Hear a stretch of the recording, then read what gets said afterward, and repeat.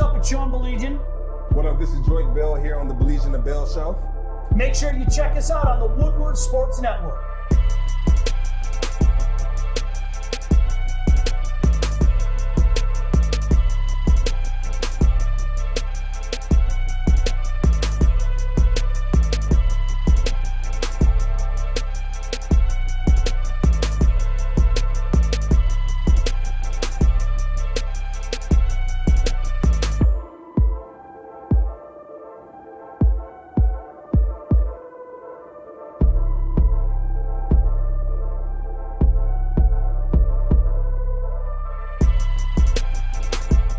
Yo, what up, though? Welcome to what? Wait, hold on. This is Baligian and Bell? This is Baligian? Hold on. This is Baligian and Bell, this is not the hip-hop show. Now, come on now. this not 106 in Park? No. Oh, okay. Yo, what's going on, show. everybody? What's going on? This is Kory. I'm right here with the legendary Terry Foster. This is Baligian and Bell. We're filling in for Sean Baligian and Joy Bell. They decided to skip town. They're busy, man. That's all. Yeah, I believe Sean is. I don't know about Joy. Sean is on the beach right now. Really? Oh, yeah. Well, maybe not the beach. Do they have beaches in the Keys? Yeah, or is it just a big, long road with bars and stuff? I've never been there. Probably a bit of both. Yeah, he's at a bar probably now. Yo, so yeah, while those guys are out, you know, getting rest and taking a much-needed break from all they do for Woodward Sports Network, they let us in here. Cool. I'm with it. So, go ahead and kick this off for you guys. Let's go ahead and get into it, man. And we're going to do a little black-on-black crime today. Uh-oh. Really? Yeah. Oh, are we going to start it off like that? No, that's just going to happen. It just happens. I don't know. We can't help ourselves. Got to ease them in there. Yeah, absolutely. But yeah, let's go ahead and get right into this, man, because this is a really big topic that is going on right now, and it's about the Detroit Lions. Jared Goff restructuring his deal. Right here is another 2 seasons.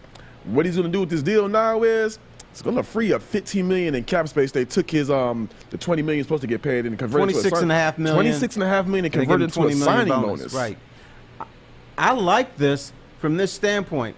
Ever since they traded for Goff, we in the media, we as sports fans and everything, it's okay. He's here now. Let's get rid of his ass. Soon as he didn't even have this press conference yet. Right, and he was already gone. So I think the Lions said, okay, we already got a community that's booting his ass out of town. We got to do something to show him that we want him.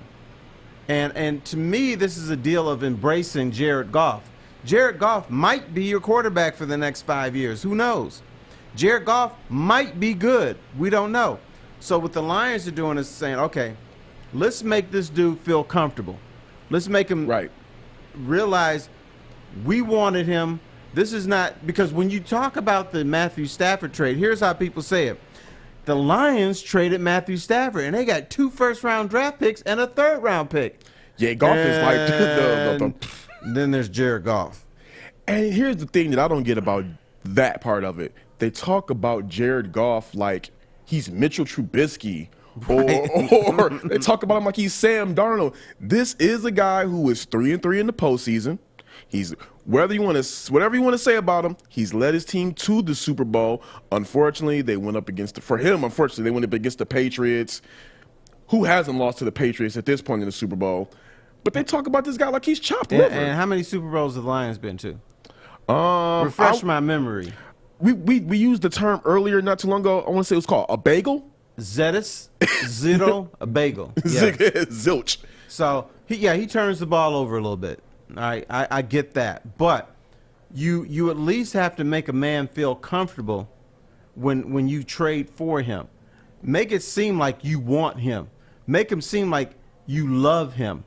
And to me, Jared Goff is not getting the love in this town from sports fans.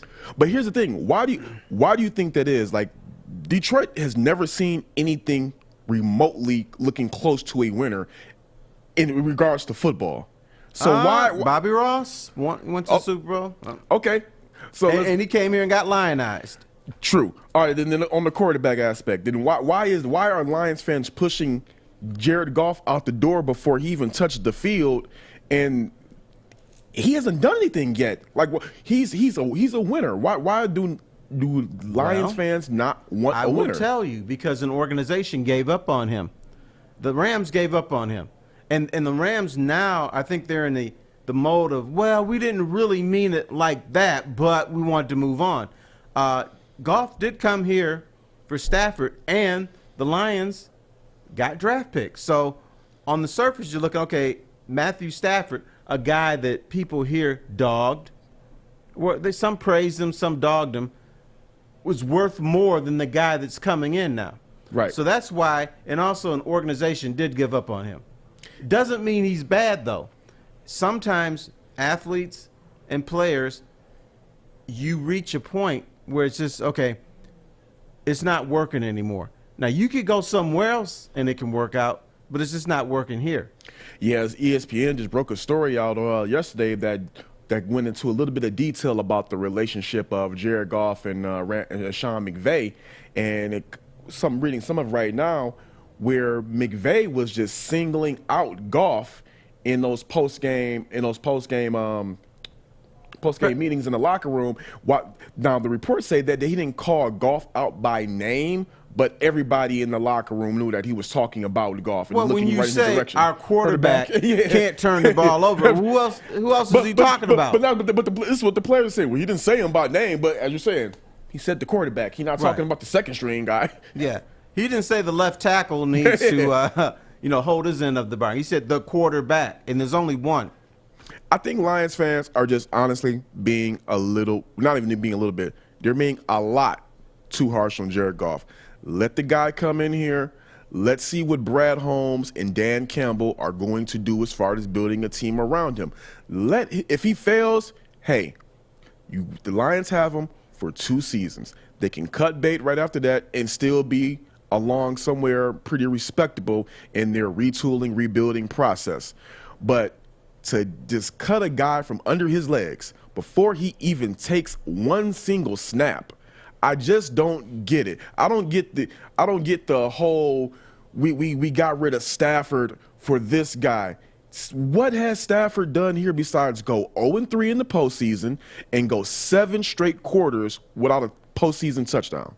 He passes for a lot of yards, and people here embrace him, and people here dogged him too. The history of Detroit and their quarterbacks is we're always rooting for the second string guy. The first string guy is not good enough. And so we always have to move on.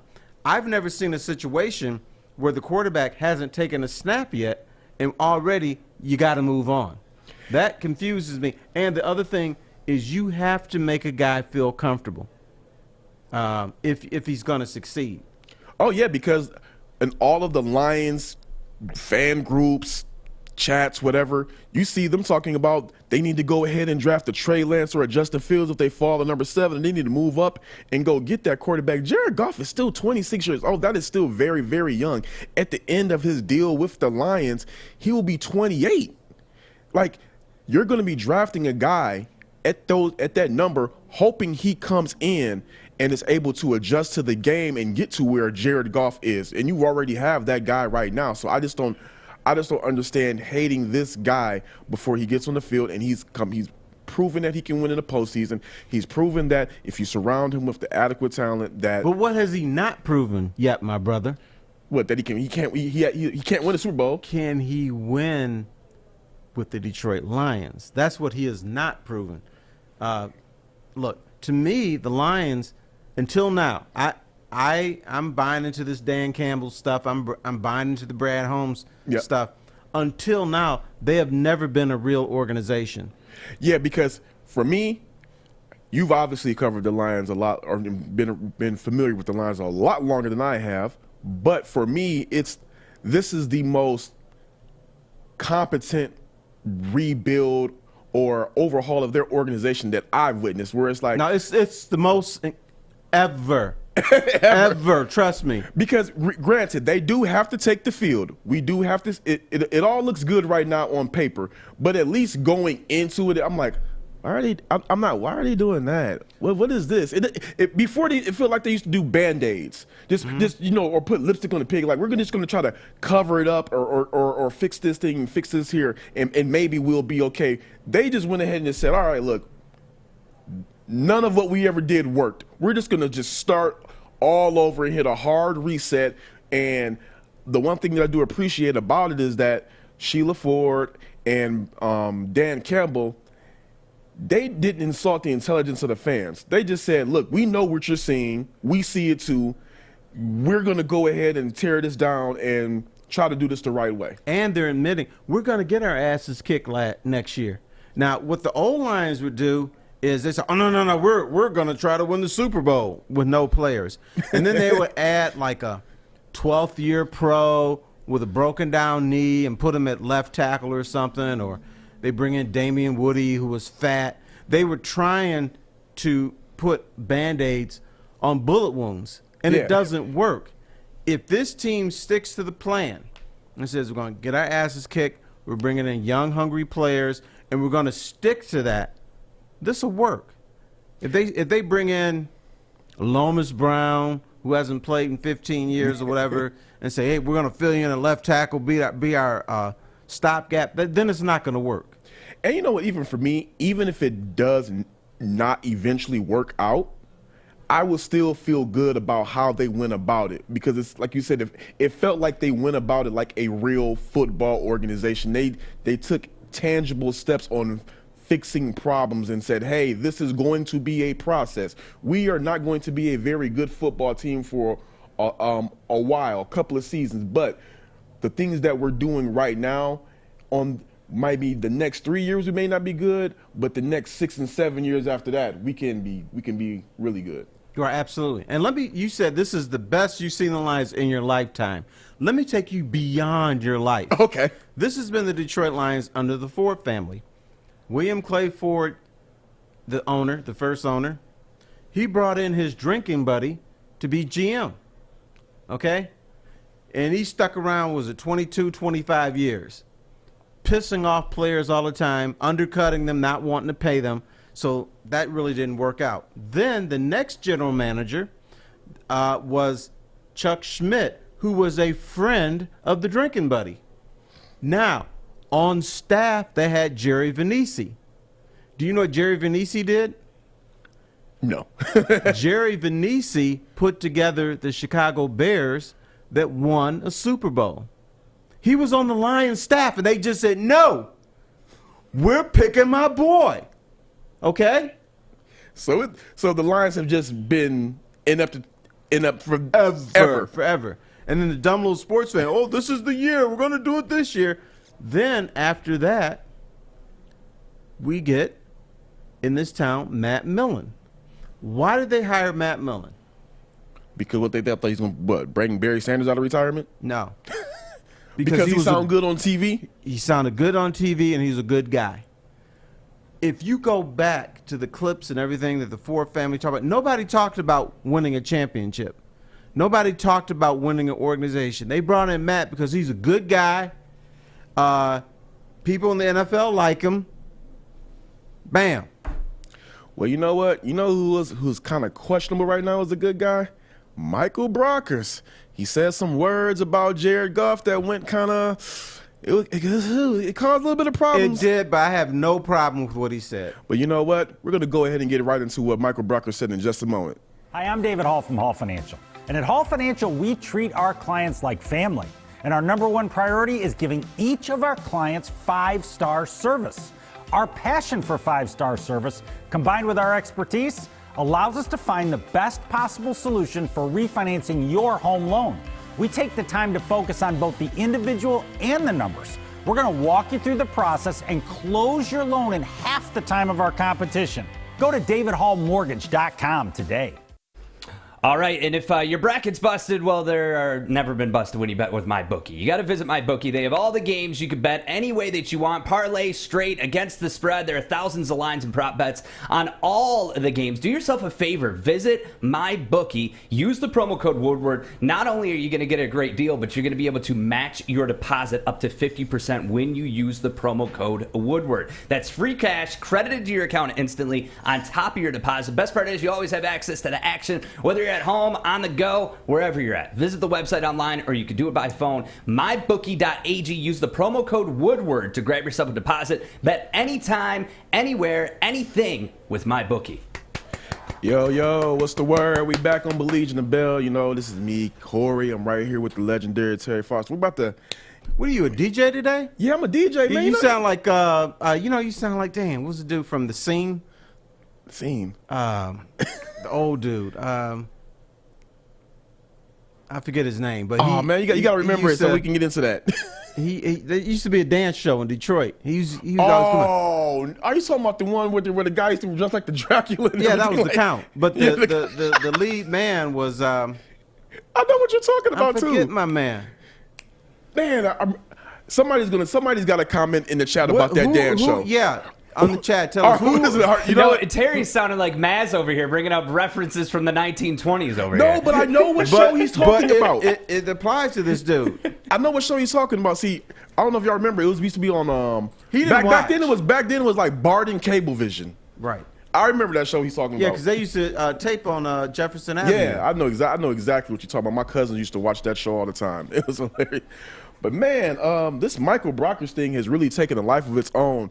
If anybody's not familiar, Michael Brockers, new lineman for the Detroit Lions, said some pretty not so kind words about his back then. At the time, it was his former quarterback. He talked about with new Rams quarterback Matthew Stafford. It's still kind of weird to say that. New Rams quarterback Matthew Stafford. It was a level up from Jared Goff, and then right after that, he finds himself in Detroit. Yeah, I know. But he didn't know he was going to be traded to Detroit. To me, this is a non-story because in athletics, whatever your team does is the greatest thing in the world, even when it's not.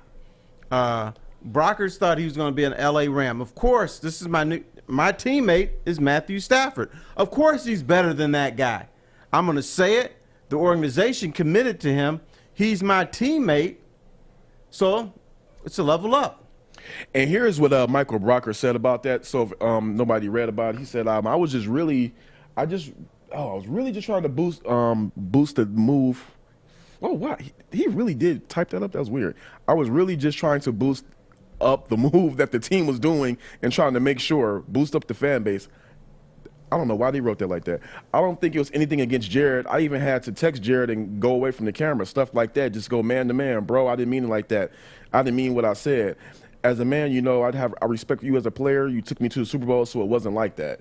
I think Jared understands that because look at the timing of this. They made a trade. Matthew Stafford is my quarterback now.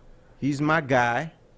So he's a step up. I thought it was a little bit much of nothing because, just like you said, you got to boost the morale up of the fans. You have to have and people. The locker room. You have to have people sold on this guy. Think about it. The Rams got to Super Bowl with Jared Goff. Matthew Stafford has not had any postseason success. So so regardless of what you think about him, you're bringing in a guy who has not won. So you got to be able to sell it to the fans like, hey, we got this guy from Detroit who, had he not been there, he would be a winner. Now we have him here with the weapons we have. We're definitely going to be a winner. So I didn't think it was much about nothing, but at the same time, media gets a hold of a quote. Some media, they get a hold of a quote like that, and it's everything that they need to create the non-story. Right. But here is my philosophy, and here's my lesson to you and everybody else. Do not listen to what athletes say during press conference. Do not listen to athletes in a lot of times because most of the time what they're doing is pumping up the organization. This organization is paying me $12, $14 million a year. Mm-hmm. I'm not pissed off at the GM. I'm not pissed off at the ownership. I'm not pissed off at the coach. So no matter what they do, I'm rubber stamping it. This is great. Do you think that the media that got a hold of it, they made too big of a deal out of it? Of course they did. And guess what? Guess who else would have made it too big of a deal? Me. If I was writing, I would have done the same thing. Because really, I mean, now he's dogging a current teammate. Yeah. Before, he was praising a current teammate and kind of dogging the guy that they let out. But that's the way athletics do. I mean, these guys, they don't mean half the things they say. I even asked Joyke Bell a question on. He said, well, you know, we can't. There's a lot of things that we can't say, and I'll tell you. I've had athletes tell me things off the cuff. They get on TV and say the exact opposite because that's what they have to say. They have to make sure the fan base is cool. They have to make sure. For me, press conferences are not press conferences. They are marketing opportunities for the team because we have to put forth the best picture we can because we're trying to sell tickets, we're trying to sell drinks, we're trying to sell jerseys, and we want people to say we, like Stick does. This is my team, and nobody else better say anything bad about my team. Do you think that moving forward, this is going to be a big thing, or it's going to be like just nipped in the bud right with that text message? You know, the media might bring it up one more time right before the season, but if Jared Goff is smart, which I think he is, he understands the situation. They've already kissed and made up, and he'll say this is no big deal. Rockers is my teammate. We've talked about it. We've ironed it out, but there's really nothing to iron out because Jared Goff should understand this to business. How this game works. He didn't say anything like Goff was trash or you know, throw him under a bus or you know we didn't win because of him. He just said, hey, this guy we got in Stafford, he's a guy that I believe that can get us to that next level. Now you're back with Goff. Right. Now here's the thing. Do you think Brockers plays on defense? Do you think it would have been a bigger deal if that was like a wide receiver? Like that might have, but that might have kind of carried on. Wide receivers are crazy. You know, if I'm telling you don't pay attention to NFL players, definitely don't pay attention to wide receivers because they just there's something wrong with them. Because I was of the mindset of like, had that been a wide receiver, then we might have seen the petty Goff. Like, all right, you know what? Them numbers I used to get to you, them balls I used to get to you. I'm gonna go ahead. Well, I tell you what, if the wide receiver had said it after the trade, then yeah, then there's a big problem. But if he said it before the trade, there's really no problem. And Jared Goff, who has been in the league a few years, he's been in a situation where he's probably said things he didn't mean. He said things that to pump up the organization. And he said he probably looked at Brockers and said, you know, you did the same thing. I understand what you did. I understand the context that you said it. So it's no big deal. We boys. Let's hug it out. Hopefully that is the case because those type of things that I've kind of seen it just within on a lower surface, just within friends and stuff like that. Like with media gets a hold of it, then the social media aspect and people making memes and misquotes, things can get a little bit nasty and kind of carry over and linger. And yeah, you say it's nipped in the bud, but then it comes back up later. You just kind of like just side-eyeing that person. But you know what you do? Be an adult. Be an adult. Don't go on social media. Don't believe everything you see on social media. You're asking athletes to not go on social media. Yes. Because no. For all these years, I don't read your stories, so why the hell are you going on social media? Well, they claim that, but they knew everything you read. All of them are lying. Any athlete that says that they do not go on social media, I lie. Like, especially when Kevin Durant used to say, I don't read that stuff. Then we come out and find out he got like 18 burner accounts. Yep. Like, I believe that social media aspect really could boil over and come back up. They're addicted, but you don't have to believe everything on social media. But it's hard. Okay, I'm of the social media generation. I'm of the Facebook, Instagram, Twitter generation. The thing about it is, when it comes to sports, it's like it's hard for us and obviously it looks like the athletes to not buy into some of that stuff, and it just kind of carries over. Is it right? Probably not, but it's just the way it is. I understand. See, I'm an older guy But I understand, like, the younger entertainers, athletes, if it's on social media, it just ruins their world. But you got to step back sometimes and understand half the stuff is not true. People are going to attack you, whether you're good or not. That's just the game. And somebody's going to bring up this thing with Goff and Brockers.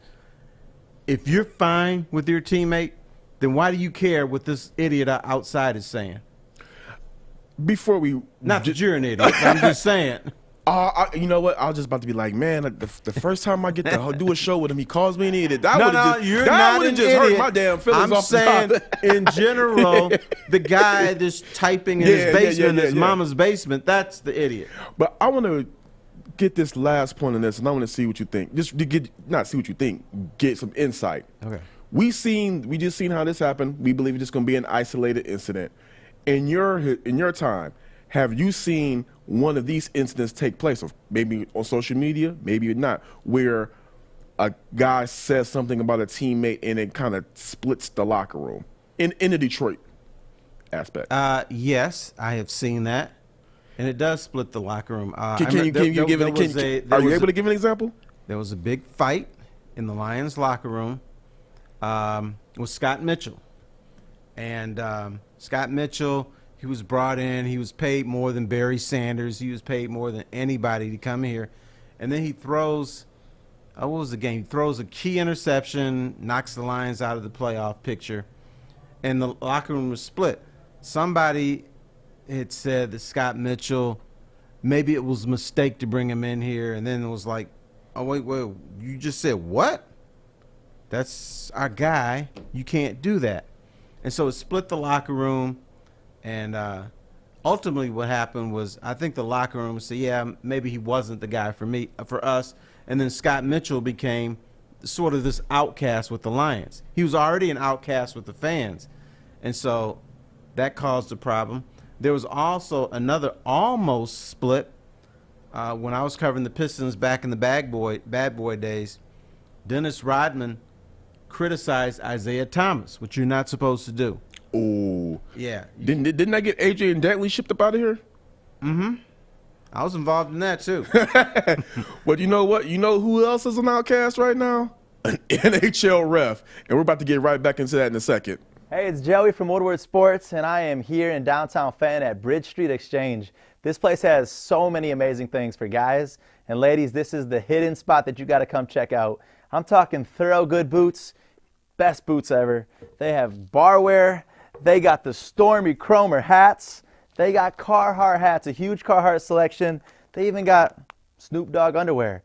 So go check them out, bridgestreetexchange.com, and use the code word WSN for 15% off.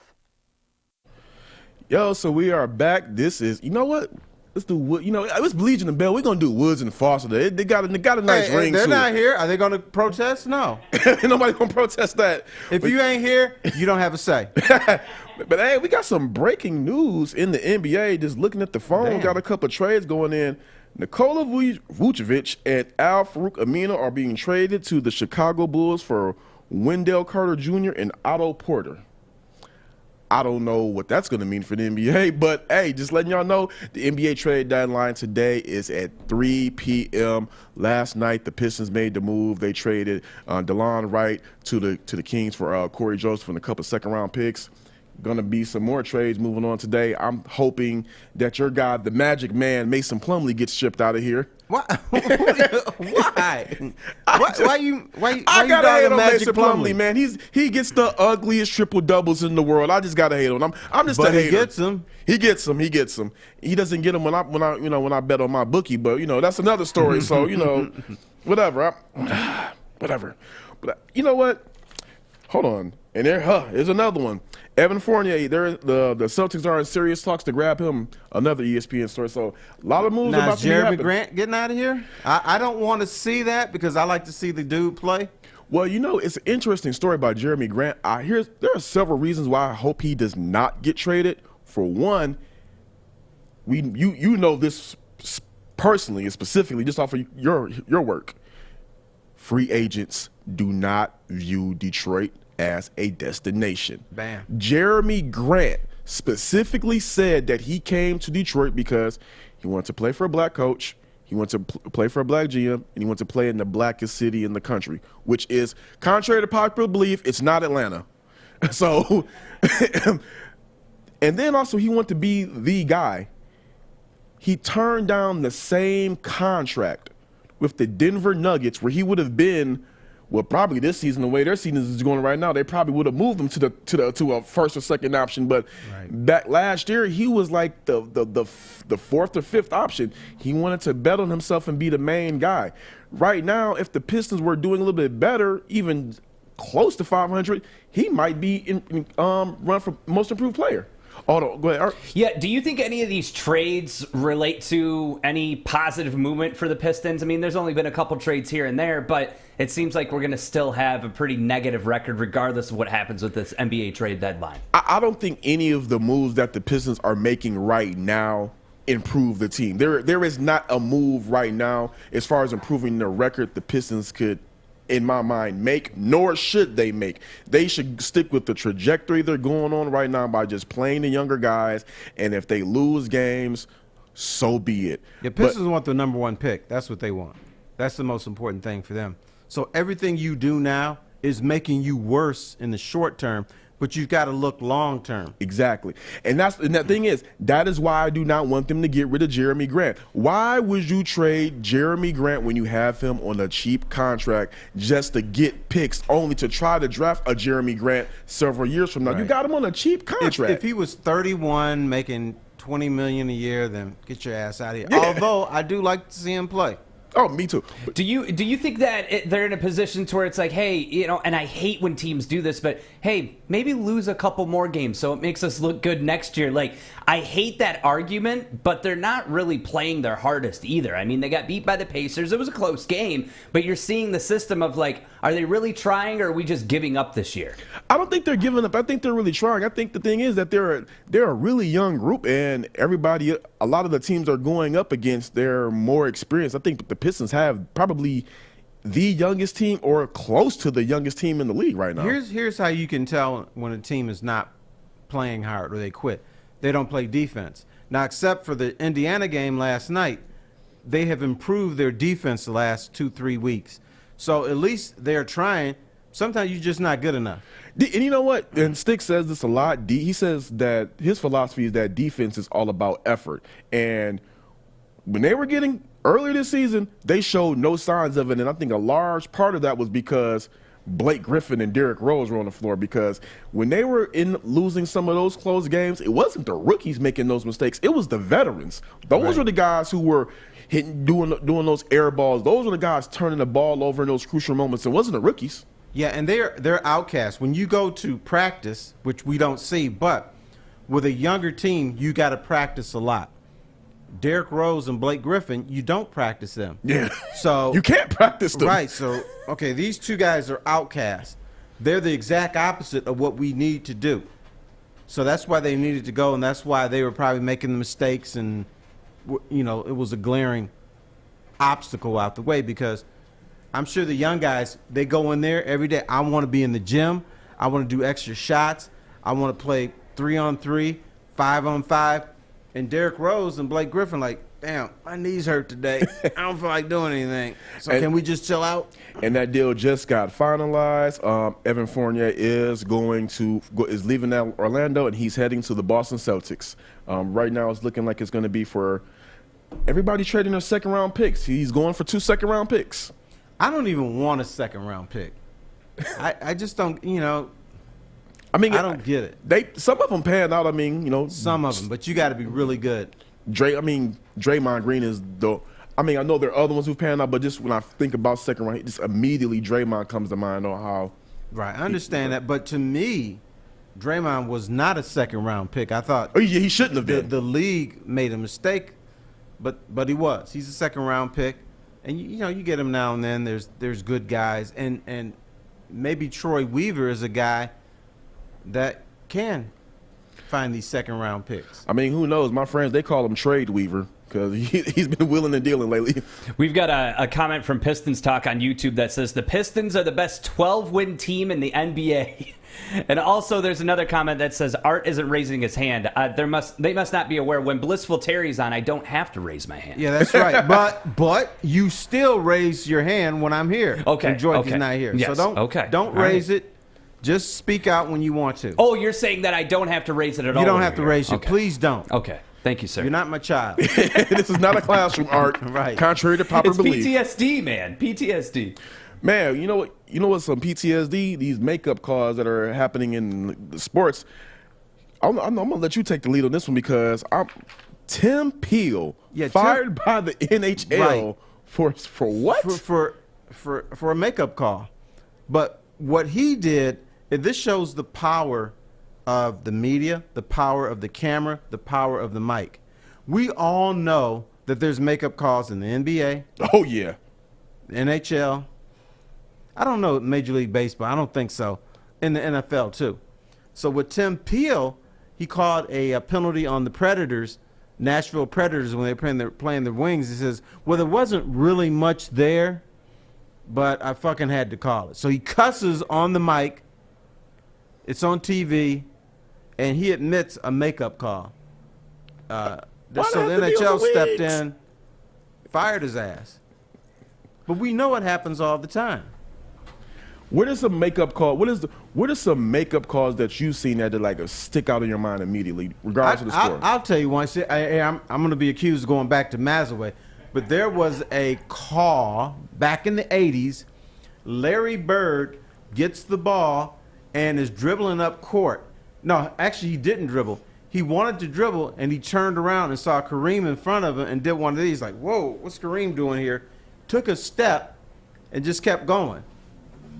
So later, they just called a traveling on him when he didn't travel.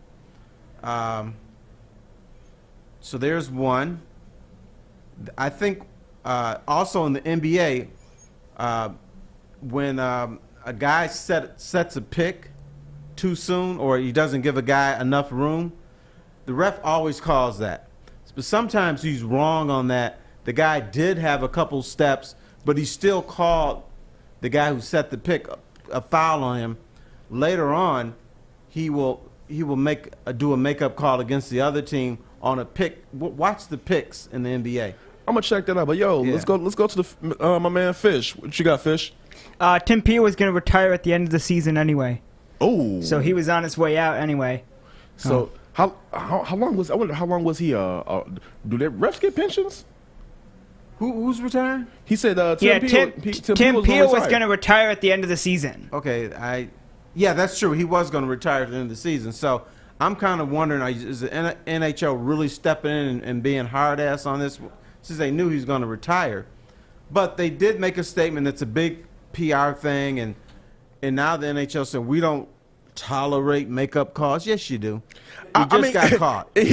I'm about saying, like, all sports have makeup calls. All of them. I've seen. I can't think of one that really sticks out just in my mind, but I've seen them like in football. Guys will get a face mask they probably shouldn't have, and then next play it might be a holding, or you're like, oh, I had to make it up, something like that. But again, you can do the makeup call. You just can't get caught on mic saying it, you idiot. Like, I wouldn't verbalize, like, oh, it was nothing there, so I just went ahead and threw it back. Since you're an NFL man, you should know this. The NFL always does makeup calls on holding.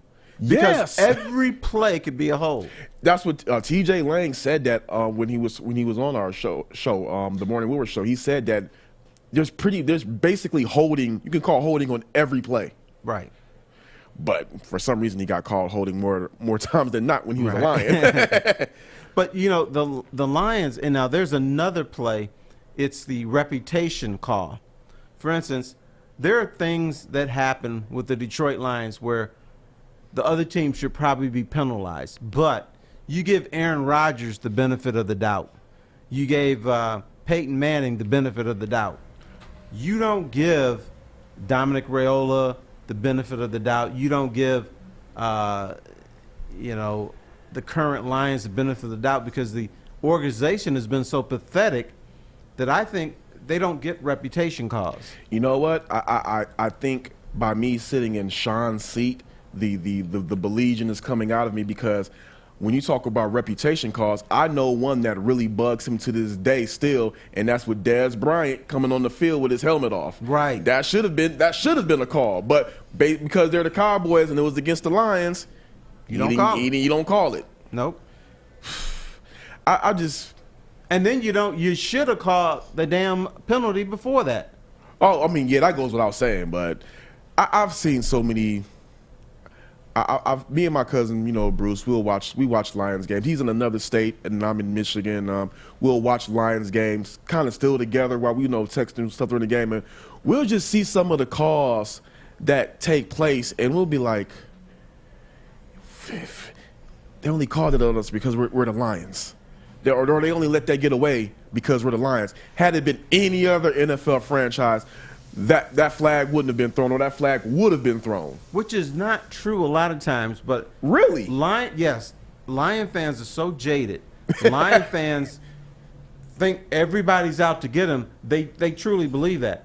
There's certain penalties where they have to be called, and then the Lion fans are still saying they called it just because of the Lions. I'm going to be honest. There are some calls that happen against the Lions that I feel like the NFL just opened up the rule book and added something in there. I know this is actual rule, but I remember when it was the Lions versus the Falcons. It was at Ford Field. Golden Tate, I thought we thought he scored a touchdown, but it got reviewed and he was short. But it was the 10-second runoff. Falcons win. Right. I was just like, I was sitting, and that's the game that broke out of all the stuff that bad has happened as a Lions fan. That was the one that broke me, because I was just sitting there, and I'm hyped because I'm like, oh, they got the touchdown, and then as the 10-second runoff came, I'm like, wait a minute, what the F just happened? I'm still pissed about Calvin Johnson in the catch, or the non-catch. That was a catch. You got to complete the process. Here's what Calvin did on that play. Calvin caught the ball. And it looked like he set the ball down, using his leverage to what get he up. did is it was a cool celebration. I'm just going to sit the ball down here and run off. That's what he did. When they say he didn't complete the process. Dude, come on. And I think, what was it, the next week? They changed the rules. The next week. That was a screw you, you're the Lions call. And as to the point, it feels like as Lions, whether these calls happen against us, whether we feel that way or not, it's like it feels like it. It just feels like it always only happens to the Lions. Maybe that's because we all don't have a league pass or whatnot to be able to watch all the games. Because you're in love with that team, that's why. Fans from other teams say the same thing about their team. They're only after us because we're the Arizona Cardinals, or they don't like us because we're bullies, we're the Chicago Bears. I mean, people feel that their teams get screwed all the time. Michigan, like Michigan football, they always get screwed too, right? Like Michigan, they have never lost the football game. They just run out of time. Yeah, okay. Why I'm a would the Michigan refs- football fan. I love Michigan football. We both know that's a load of. Why would referees say, okay, let's screw the Michigan Wolverines? Why? What reasoning is that? I know a lot of my friends who are Spartans. They feel the same way about the Big Ten refs. They feel that the Big Ten refs are out to get Tom Izzo. Why? Tom Izzo is the best PR person they have in the Big Ten in any sport. Maybe Urban Meyer, but some people think he's doing it the wrong way. And plus, do we really count Ohio State as being in the Big Ten? Do we really count them? I mean, I guess they are. They are, but it's kind of like they're like football. At least they're like right here, and everybody else is kind of like a distant second. Mm-hmm. That's what at least feels like for when it comes to Ohio State. To me, it's the SEC North, Ohio State, because not saying there's anything going shady, but there's stuff that's going on there that's not going on other Big Ten campuses. But I will say this, in their defense, I got to tour a tour that the recruits get when they go to Ohio State. Mm-hmm. It's the exact same thing. The meeting rooms, They have this special room in this real nice restaurant that they all go to. They showed me the whole thing. And after I went through that, I said, if I went through this, and then I went through the Michigan State tour thing and the Michigan thing, there's no way that I'm saying no to Ohio State. Because it was the red carpet treatment. It was so sweet. And, Right. you know, hell, give me some lobster. I don't care. But it was so superior to what other schools offered. You don't have to cheat. I'd go there. Sure, I'm with you, but you know what else? You know what? Speaking of some shady stuff, you know who's into some shady stuff? It's looking like Mr. Deshaun Watson. We're about to get right into that next. Hey, it's Stick, and I am live right now inside Grow Green. If you go to growgreenmi.com right now, take advantage of their dank deals. They got everything so you can grow the best possible product you can. Even nutrients, water, and look, you just turn around and your very own. Now that he's fully bloomed, he's beautiful and ready to go. Thank you, Grow Green, for supplying us with everything we need. Start a new career in an industry that is always essential, the heating and cooling industry. Learn more today by visiting northwesterntech.edu. Back to you, Terry and Kory. Yo, fortunately, we got to go ahead and get to some shady stuff. Something that is, I do really want to do a deep dive on, but it's also kind of a little bit personal for me because I know some friends who have dealt with this. Deshaun Watson. I thought you were going to tell me you had to deal with this. Oh, no. Okay. But Deshaun Watson, first it was one woman that accused, well, first off, for people who are living under a rock, Deshaun Watson has been accused by multiple women of sexual assault, multiple counts of sexual assault. I think it's 14 now. Yeah, well, it's 14 plus but, 2, but it could get up to 16.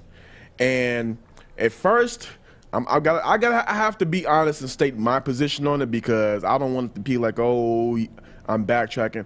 I was always of the mindset because I talked to one of my fraternity brothers and he's a lawyer. He was like, in these situations, the first person, she could be lying. The second one, they could be co-conspirator. But if it's a third one, oh, yeah, it's some smoke. Now we're at 14 going on 16. Hold on. What you got, Art? Yeah, the headlines are, too, in the lower third, we're talking about Andrew Cuomo, too, in trouble with sexual assault. So it seems like it doesn't matter if you're an athlete or you're a politician, like it's happening everywhere. What are you guys' thoughts on that? It seems like Cuomo is almost admitting that he did. Because when you listen to him, he's sounded, well, they may have misinterpreted. Yeah. No. That means you did some shit you shouldn't have been doing. Yeah. And now you say, well, they misinterpreted. How do you misinterpret what? Yeah, grabbing somebody's ass. Like, how do you misinterpret that? Like, You can't. But, you know, this leaves us in a dilemma as the public. Because I always want to believe the woman. right. Because that's what we're told. Why would a woman disrupt her life to say, this guy sexually assaulted me? Because she's going to catch so much hell that we don't hear about that it's not even worth it. Then again, these athletes are our heroes.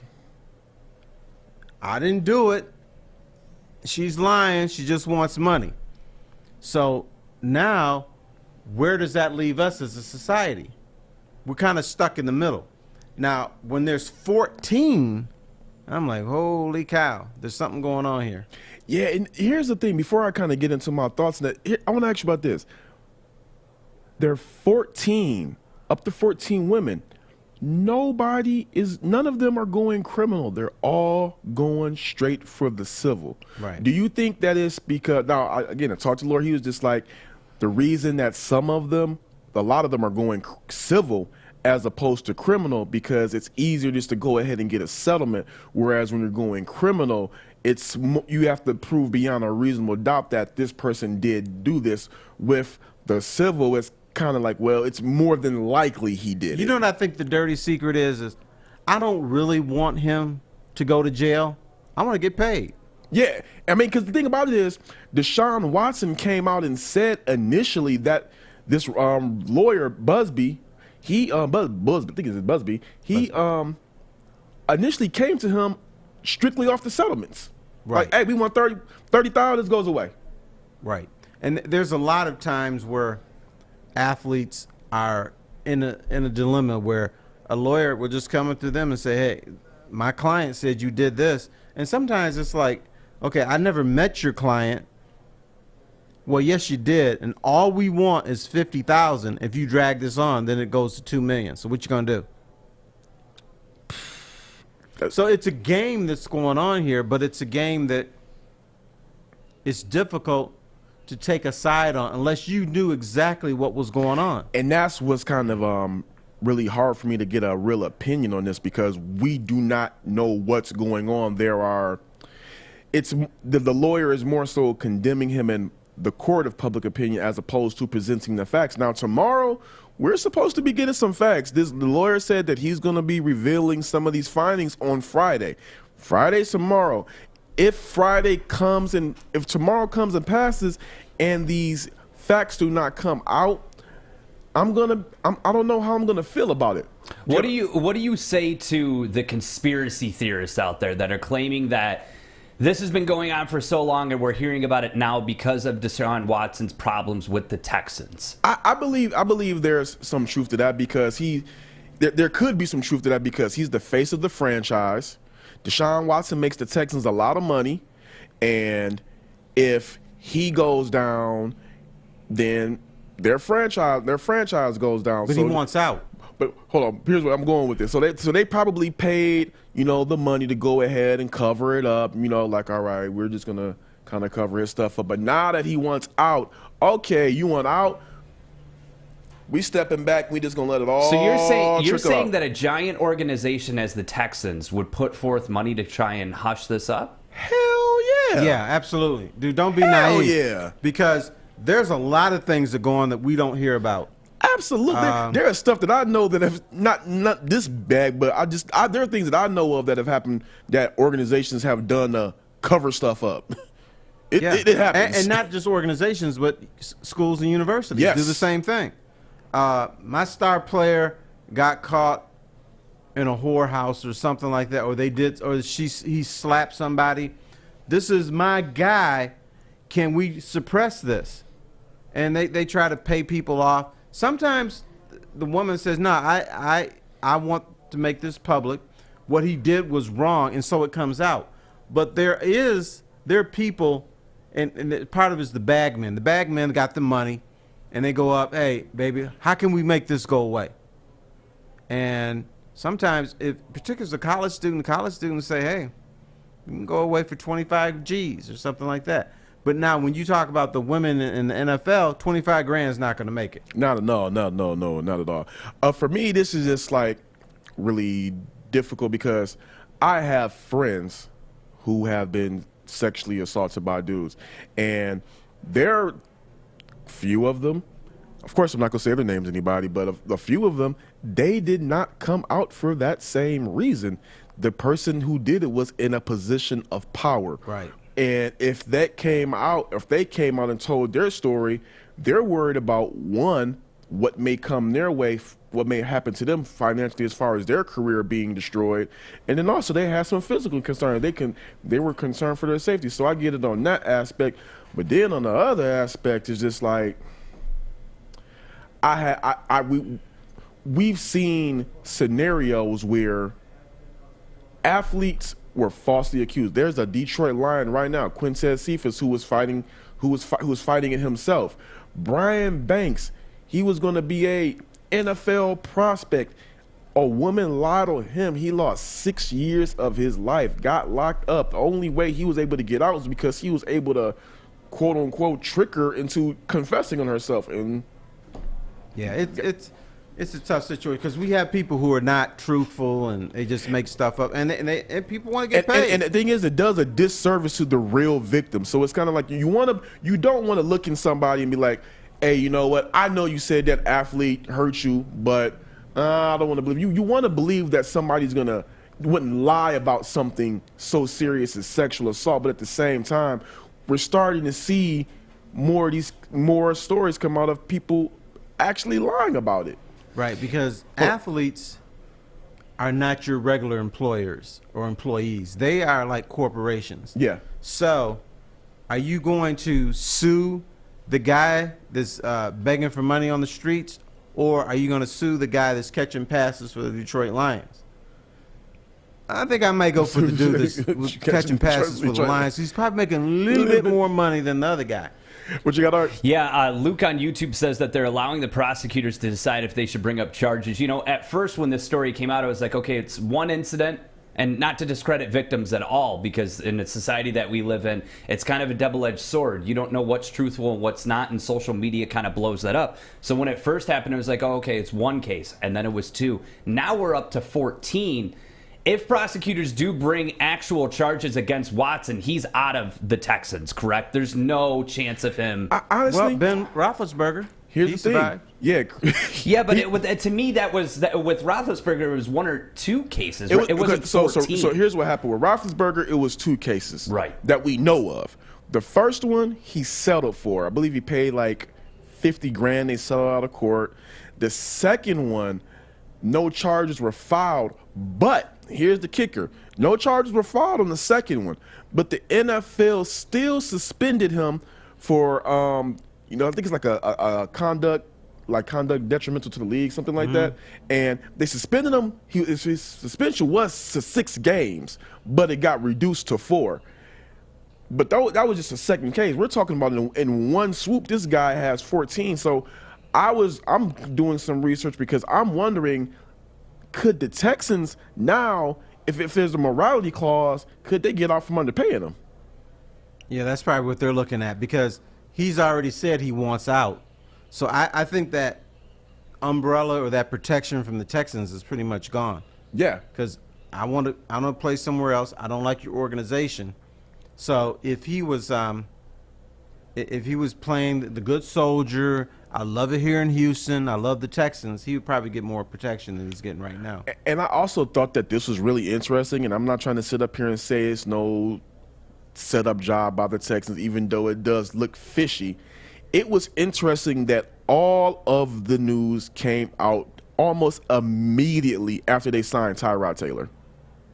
Yeah. It was just like Texans signed Tyrod Taylor. I'm like, wow, they signed Tyrod Taylor to back up Deshaun Watson?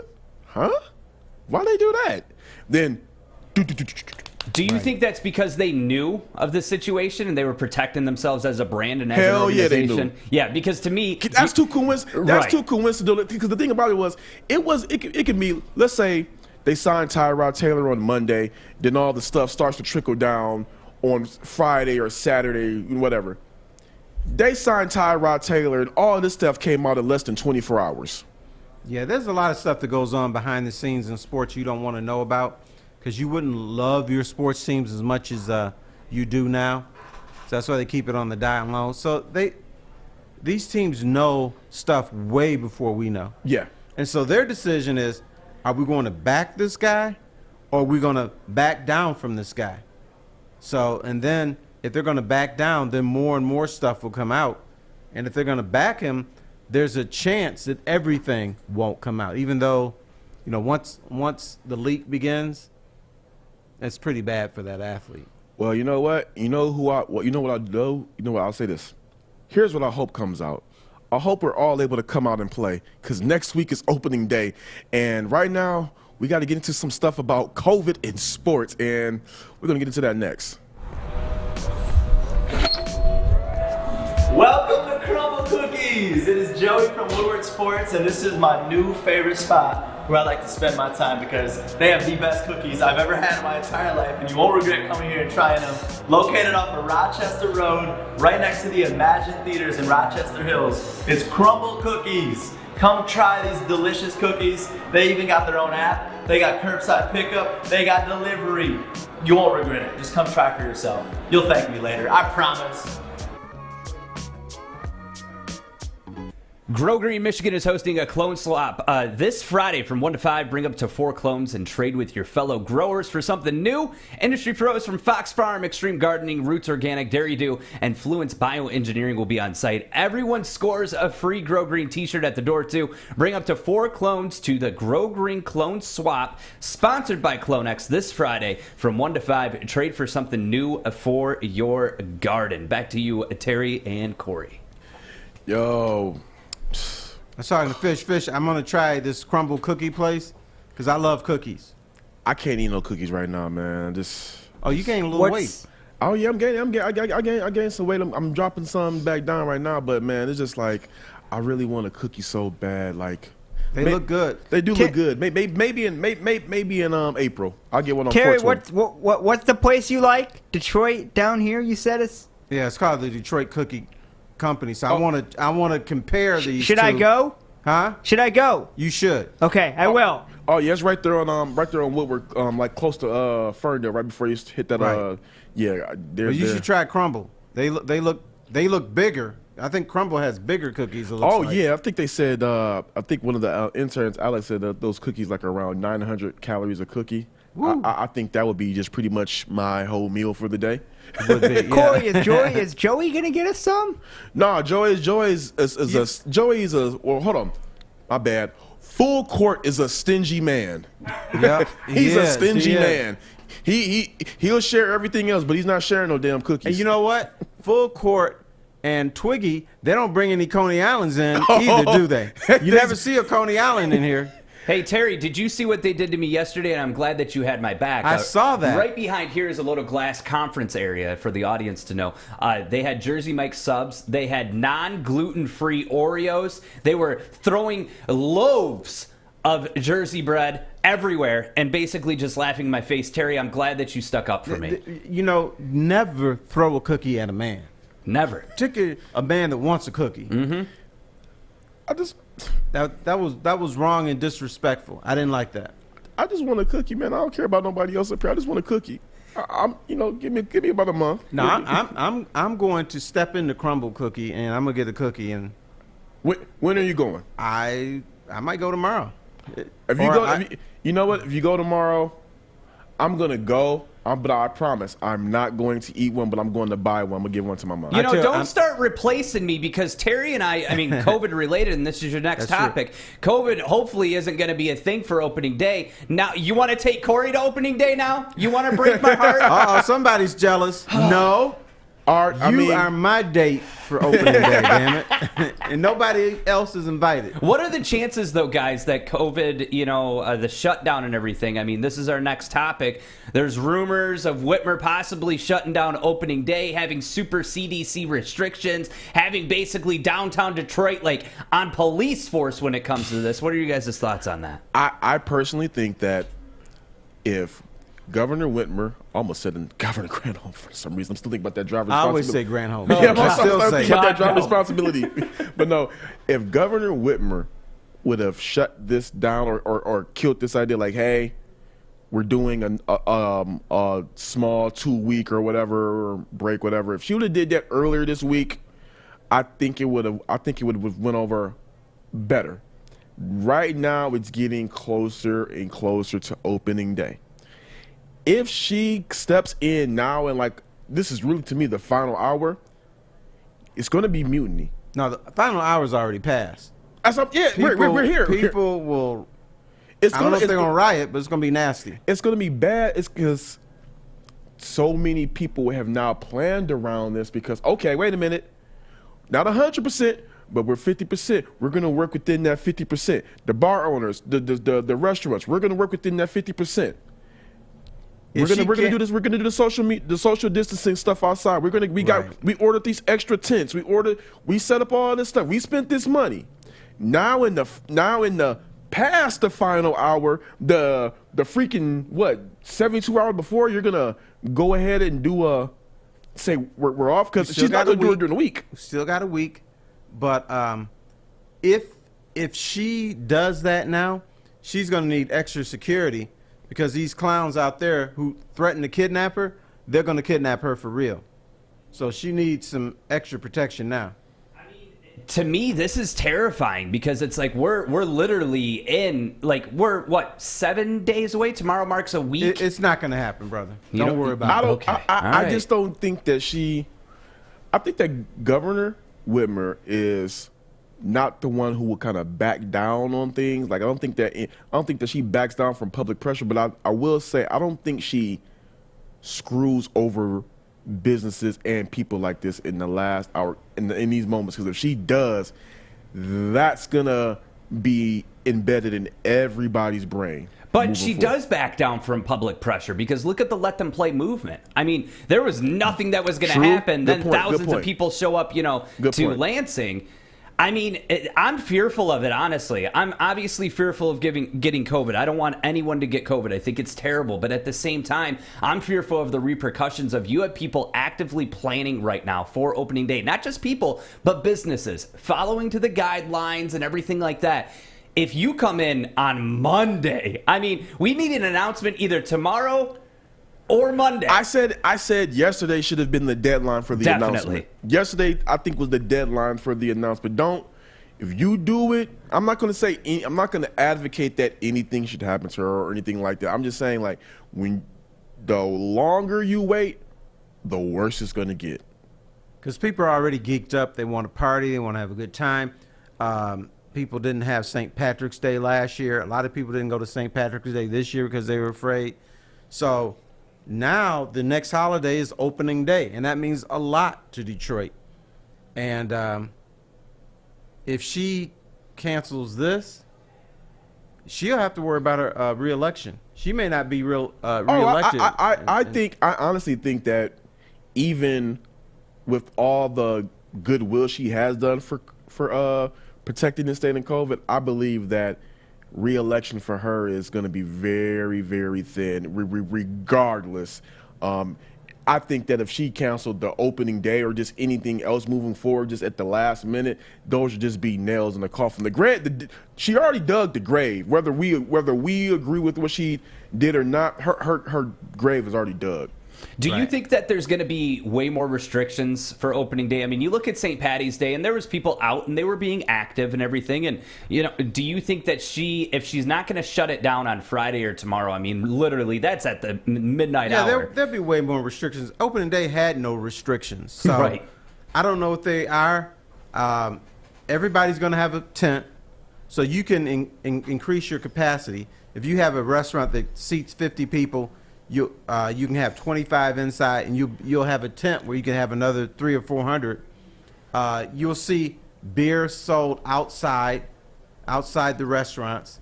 They'll get around it, but I think we're going to see way more tents than we ever saw before. Oh, most definitely. And maybe tents in the middle of the street. Hey, what you got, Fish? Whitmer vetoed a bill that would have limited her powers, and that means that she would not need legislative approval for any lockdowns. Ooh. Bad news. Setting herself up. How much of this, though, is the rumor mill? Like, let's be honest. I mean, let's be honest. We're making speculation. What Fish said is not a rumor, though. Right. But how much of, is it just us being fearful of another fun event being shut down? I think a lot of it is fear. It's fear because here's one thing that she has done that's been a disservice to her. Because first off, I agree with a lot of what she did as far as shutting us down and protecting us for COVID. I don't agree with her methods because I felt that if you just go ahead and just put a hard number out here, let's just say everything pops off. Hey, look, Michigan's not doing anything until 2021, April 2021. All right, look, we know. Regardless of whether we like it or not, we know that Michigan's not doing anything until April 2021. She didn't do that. She kept nickeling and diming in people. Right. She kept, okay, here, start, stop, start, stop, start, Or stop. she would say, yeah, we're gonna open it up December 15th. So you wait for December 15th, and then the 13th, she said, well, no, it's going to be January 1st. And just pick a date. And I would have been better. I would have been more happy if she overestimated the date, like pushed it too far in advance. The science comes back that we're better. Hey, you know what? We said 6 months. you know what? The science shows that we're getting better. We're gonna bring it. We're gonna push that date up. I feel like this is like the longest you're in timeout, you're out of timeout ever. Yeah. Like if you're a kid and it's like, hey, go to timeout for 5 minutes, then you get out, okay, you're free for 2 minutes, then you're back in for 10. Like there's no system, and this is all new for us, obviously, and I understand that. But we have to have something to look forward to, like as people. And there was a couple people looking forward to St. Patty's Day. Some were more cautious. Now it seems like the large majority of Detroiters are looking forward to opening day. You take that away, it's not going to be good. It's not like, oh, we need to kidnap the governor. But there are people out there that feel that way. No, it's there crazy. are people who say we need to kick the governor out. Yeah. Now, here's my thought. We supposedly are a smart society, right? Supposedly. All right. My problem with Governor Whitmer is she and her people did it all on their own. I think you should have had the legislature. You should have had Democrats, Republicans, Independents all putting their heads together and say, okay, let's figure this out. Let's figure the compromise where we can be safe with COVID, but also get people out and about a little bit. What is that compromise? I never heard the word compromise throughout this whole entire process. I don't think she knows it. No, it's I don't think she knows my it. way, damn it. It's This is the way we're doing it. You know what that sounds like? Do you know what that sounds like, Art? Are you talking about a certain person on the show? No. Oh, I was going to say, Terry is sounding very Sean Baligian today. Oh, no. I was going to say, it sounds like when Kelly Stafford said that she was running this like a dictatorship. Oh, yeah. And to me, she wasn't wrong in that. Like, she got so much heat about that, and newspapers were doing articles about it. And to me, it's like, so she's not allowed to have an opinion. And listen, are we far from a dictatorship? Some would say yes, some would say no. I mean, when you're telling people they can't do certain things, that's not leadership. That's sort of a dictatorship. Well, is she the governor of the state of Michigan, or is she the queen right of the state of She's Michigan? acting. She's sounding like the queen. I think what upset me the most is when she didn't get her way through legislation, she went through the health department. And that's where people were like, whoa. Like, legislation is telling you, no, you can't do this. And she did a workaround. And that's where, like, fans of me, like, I'll openly admit, I voted for her. I interviewed her on my radio show. She was a great interview, very media trained.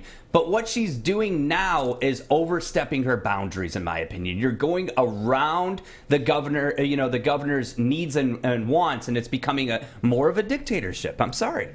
Staying on COVID, obviously, it's affected sports. It's affected what we do here at Woodward Sports. It's affected how we watch the game. Right. How has COVID affected you? For me, COVID has affected me because I had, prior to coming here, and still while being here, I've had a relationship with sports teams where, I'm trying to grow my name as a journalist. So they're still allowing me to come in those games. Now, because of COVID, they've limited the media down. I was able to go shoot these Lions games, go shoot the Pistons games, go shoot U of M. Now, more than being able just to go attend as a fan, I can't go do a job I love to do. Yeah. How has it affected you? I don't watch sports as much as I used to. There's something missing. Honestly, I'm sorry. A couple of my friends disagree with me. I got to say it. Fans make the game. I know I'm watching the on-the-court product. I know I'm watching the players play. But the fans make the game. I really do think that changes a lot of the game. I think that changed a lot of how these college games have played. Because okay, you're going to Cameron Indoor Stadium, or you're going to Breslin Center, you're going to Chrysler Center. Mm-hmm. Or let me just go right to the rivalry games. UNC versus Duke, Michigan versus Michigan State. Those are rivalry games. Granted, you put on those jerseys and you feel that pride, so it's still a rivalry game. But with the fans there, some of those guys who are playing great may not play that great. Some of those guys who aren't as great may end up having a game of their life. And younger players wilt on the road. They don't play as well. But what happens with the crowd, the ebb and flow of the cheers tells you what's going on in the game. The cheers and the anticipation tells you how big this game is, even before it starts. So, to me, sports is not back until the crowds are back. and I'm talking about $15,000-$16,000 in a you know, people in the basketball arena, 20,000-30,000 in a baseball stadium, because they are part of the game, and they affect the game. You know, we got the 12th man down in Texas A&M. We got, you know, all these fan groups. We got the Hogs and everything. They are a part of the game, and the athletes, I think even the athletes who tried to deny that recognize that now. So I don't watch sports as much. I don't like watching games in empty arenas. I don't like listening to the squeaks of the basketball sneakers on the floor.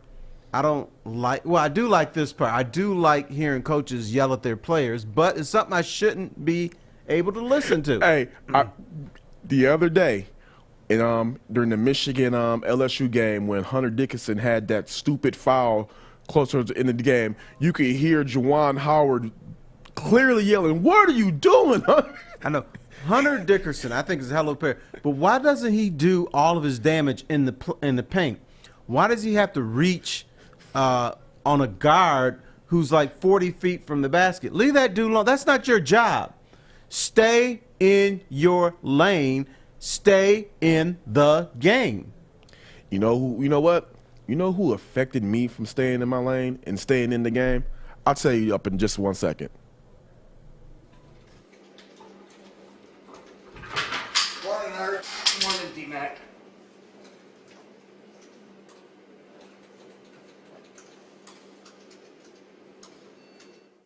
Yo, this is Woodward Sports, and welcome back to the Baligian and Bell Show. My name is Kory. I'm here with Terry Foster, and I was talking about a guy who messed me up from staying in the lane and staying in the game, and I'm going to talk about the game. I'm going to talk about who the player is in 1 second. It's going to all come together.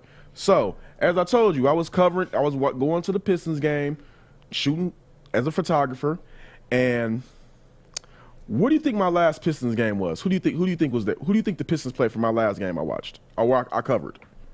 What team did they face? Utah Jazz. The Utah Jazz with freaking Rudy Gobert. Pull that one out my ass.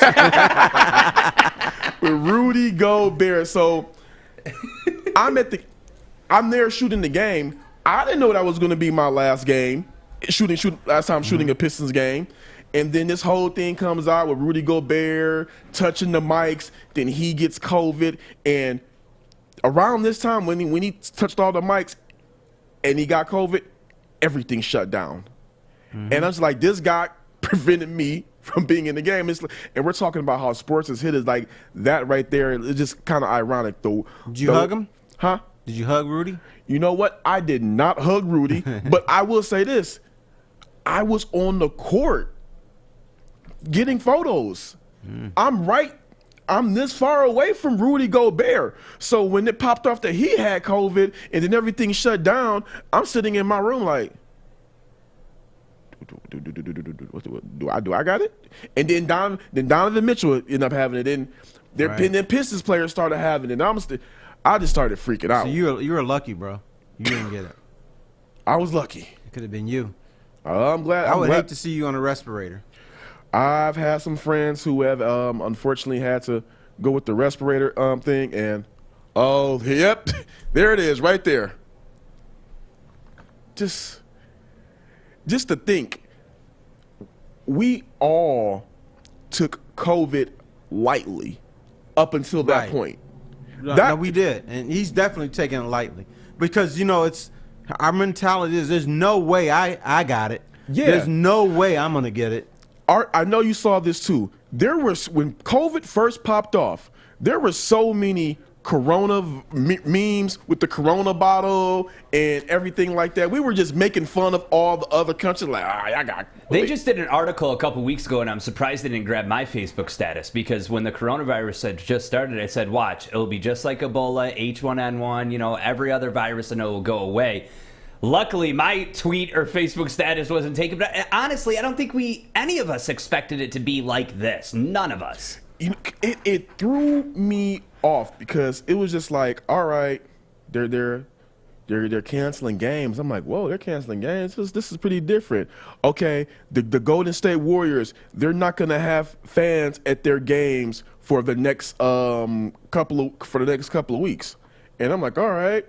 Well, they may not have games out there, period, because that's really shut down. No, but I'm saying that's when it first popped off. Okay. When it first popped off, it was like Golden State Warriors. They said, all right, we're not going to have fans with our games for the next couple of weeks. Okay, cool. Then somebody else had COVID, and then NBA stepped in. We're shutting it down. NCAA, we're shutting it down.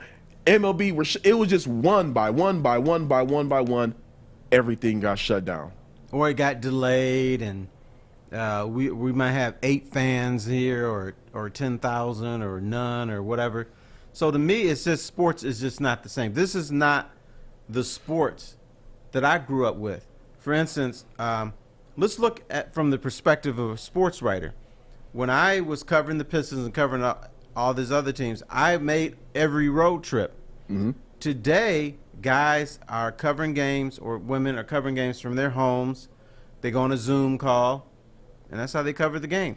Announcers are not going on the road a lot of times. Did you see what was that Kevin Harlan's setup? He has a production style setup in his basement with the backdrop, all of the lights, the top of the line camera. It looked like he was actually there in the arena, but he's in his basement. Right. And unfortunately, a lot of people in our business, they're going to lose their jobs. It's like, okay, we don't need all these cameramen. We don't need these many producers. We don't need to go on the road as much. We don't need all these trucks that are parked outside of an arena before a game. How do you think that's going to change sports from moving forward? Do you think they're going to start allowing people back in these booths, or do you think that's just going to be kind of just one of these things that are going to be moving forward? Organizations that cover sports, they're cheap. They're going to cut back, and they're going to see how far they can get away with it without the sports fans noticing. And in a lot of instances, sports fans are not going to notice the difference. All they want is their game, the crowd noise, and their commentators. If they can provide that, even if it's on a okie doke scale, they'll do it. They'll get away with it. Hey, what you got, Art? Yeah, I'm going to play this clip. This was, to me, the most iconic moment, and not in a good way, but the most memorable moment, I guess I should say, with the COVID shutdown was when Mark Cuban found out. I mean, his reaction right here says it all. It's crazy that this was so long ago and we're still dealing with it. But here, I'll play the audio. Of the Mavericks organization on their bench. He also alerted the officials that are in charge of this game.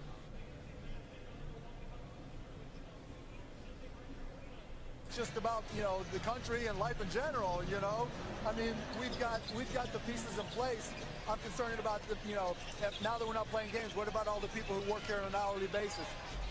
It's just crazy. It's crazy. You know what? I got to say this. When that line right there, when he said, well, I'm worried about the people that work here and stuff like that, I'll say this. He's not talking out of his ass. Here's why I say that.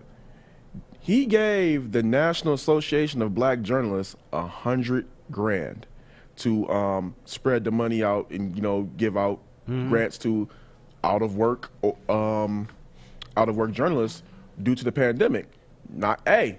I happen to receive a $2,000 check in the mail from Mark Cuban. Beautiful. Because of it. So it was just on that clip, good clip, Art. It was just nice to hear that again, because he actually did put his money where his mouth is, and he took care of tons of arena employees. But to kind of transition over to next week, back to opening day, how would you feel about going to Comerica Park right now with the whole COVID situation? Well, maybe I'm not the right guy to ask, because I've had both of my shots, so I'm ready to go. I'm ready to go. How was your side effects from it? I know you said that the vaccine police, the health officials, kind of tried to get at you on Twitter. Nothing. I've had nothing. I don't even have a sore arm, and I was told, "Oh man, you're going to be sluggish. Your head's going to pop off. There's going to be UFOs following you." Also, just like every other vaccine. Right. I had the side effects. I had a shingles shot last year. That affected me. It made me sleepy for a day. I'm if something makes me sleepy for it, I'm cool with it. Yeah, because they're like, you got a shot. When you get the shot, it hurts your arm a lot, and then it makes it hard to move. And I'm like, I remember I got a shot in my thigh before, and that hurt, and made my leg hurt. Okay. I'm wondering if I really got a shot, because when they stick the needle in there, I don't really feel it. It's like a dud thing. You know what? I actually was with my pastor when he got his, and me and him were just talking the whole time, and he said, me and him were just talking, and the guy like, okay, you're done. He like, when'd you give me the vaccine? Right. And I'm like, he just stuck, and it's like he just stuck it in your arm. He like, when? He was really. I have it on video. He was really like, when did you do it? Right. So to hear you say it's like you don't feel that thing. Now, what I did is I took Tylenol prior to the shot, and then I took another one 4 hours afterwards. So that helped the arm pain. Then all the other side effects, I guess I just don't feel them. I'm still stupid and stuff like that, but I'm not going around fainting. Yeah. I haven't had chills or fever or. The only time I get hot is when I'm in the studio, because it's fucking hot in here. These damn lights, so hot. Milk was a bad choice. So it looks like everybody's got the effects of the COVID shot in here. Nah, what you got to earn? Yeah, with having the vaccine now, Terry, would you be opposed to going to opening day, like the actual game? Now that you're basically from analytics and statistics, you're immune to COVID. I mean, it's like a 90% chance that you're clear. Is there any interest in you actually going to the game? Yeah, I want to go. But, I want to go mostly to hang out, watch a little bit of the game, have fun with people. Terry, you better have money if you're going to go. They're upcharging the prices like hell. Nope. You don't need money. You need a credit card. Okay, well, no money. Okay? And just some quick breaking news. Aaron Gordon is being traded to the Denver Nuggets. It's they're working out the package deals right now, but Aaron Gordon is being traded to the Denver Nuggets. And I want to go ahead and get back on my idea of my thoughts about the vaccine in just 1 second. Hi, I'm David Hall from Hall Financial. And at Hall Financial, we treat our clients like family. And our number one priority is giving each of our clients 5-star service. Our passion for 5-star service, combined with our expertise, allows us to find the best possible solution for refinancing your home loan. We take the time to focus on both the individual and the numbers. We're going to walk you through the process and close your loan in half the time of our competition. Go to davidhallmortgage.com today. Yo, this is Woodward Sports, and you're watching the Baligian and Bell show. Once again, I'm Kory Woods. I'm right here with Terry Foster. There's no such thing as the Baligian and. Oh my! Wait! You're now on Woodward Sports watching Woods and Foster. That's right. That other show's been canceled, man. Y'all canceled, B. As me and Justin always say, we're shutting the studio down. But we're gonna padlock it. But I want to talk more about this vaccine now. I'm on the fence about it. I'm really on the fence about it. Not of the whole conspiracy theory of the UFOs flying or some type of I Am Legend situation popping off eventually in a couple of months. But for me, I want to go to the doctor and go get checked out and just find out everything that I'm allergic to, because I don't want to just walk into a shot and take it blind, regardless whether they say it makes me feel. And also, it seemed like the vaccine was kind of fast tracked. I want to do more research on it, figure out, see how other people are having their side effects to it. One thing that I have done is I've taken a lot of natural antibiotics to kind of make sure that I don't build up any kind of mucus and keep myself straight. I'm always taking turmeric, ginger, elderberry, keep myself smart thing. Keep myself loaded with the vitamins and one thing I never do is I never let my throat get dry, because I heard that can be pretty bad for you as well. But I'm kind of nervous. Because I really do have a feeling that there's going to come a point where they're going to make all media members have some type of vaccination card before they allow us back into the arenas. No, that's going to happen regardless. You're going to need a card to get into your job, because a bunch of employers are going to require their employees to take the COVID shot. Now that's going to be our next fight when people are going to say, "What you mean? If I don't take the shot, I lose my job? Now what do I do?" So, yeah, to get into arenas, to get back to work, maybe to go into a restaurant, you're going to need this card. My understanding is, I have my card. They're going to laminate it. You put it in your wallet. If you want to get in, it's going to be like the passport.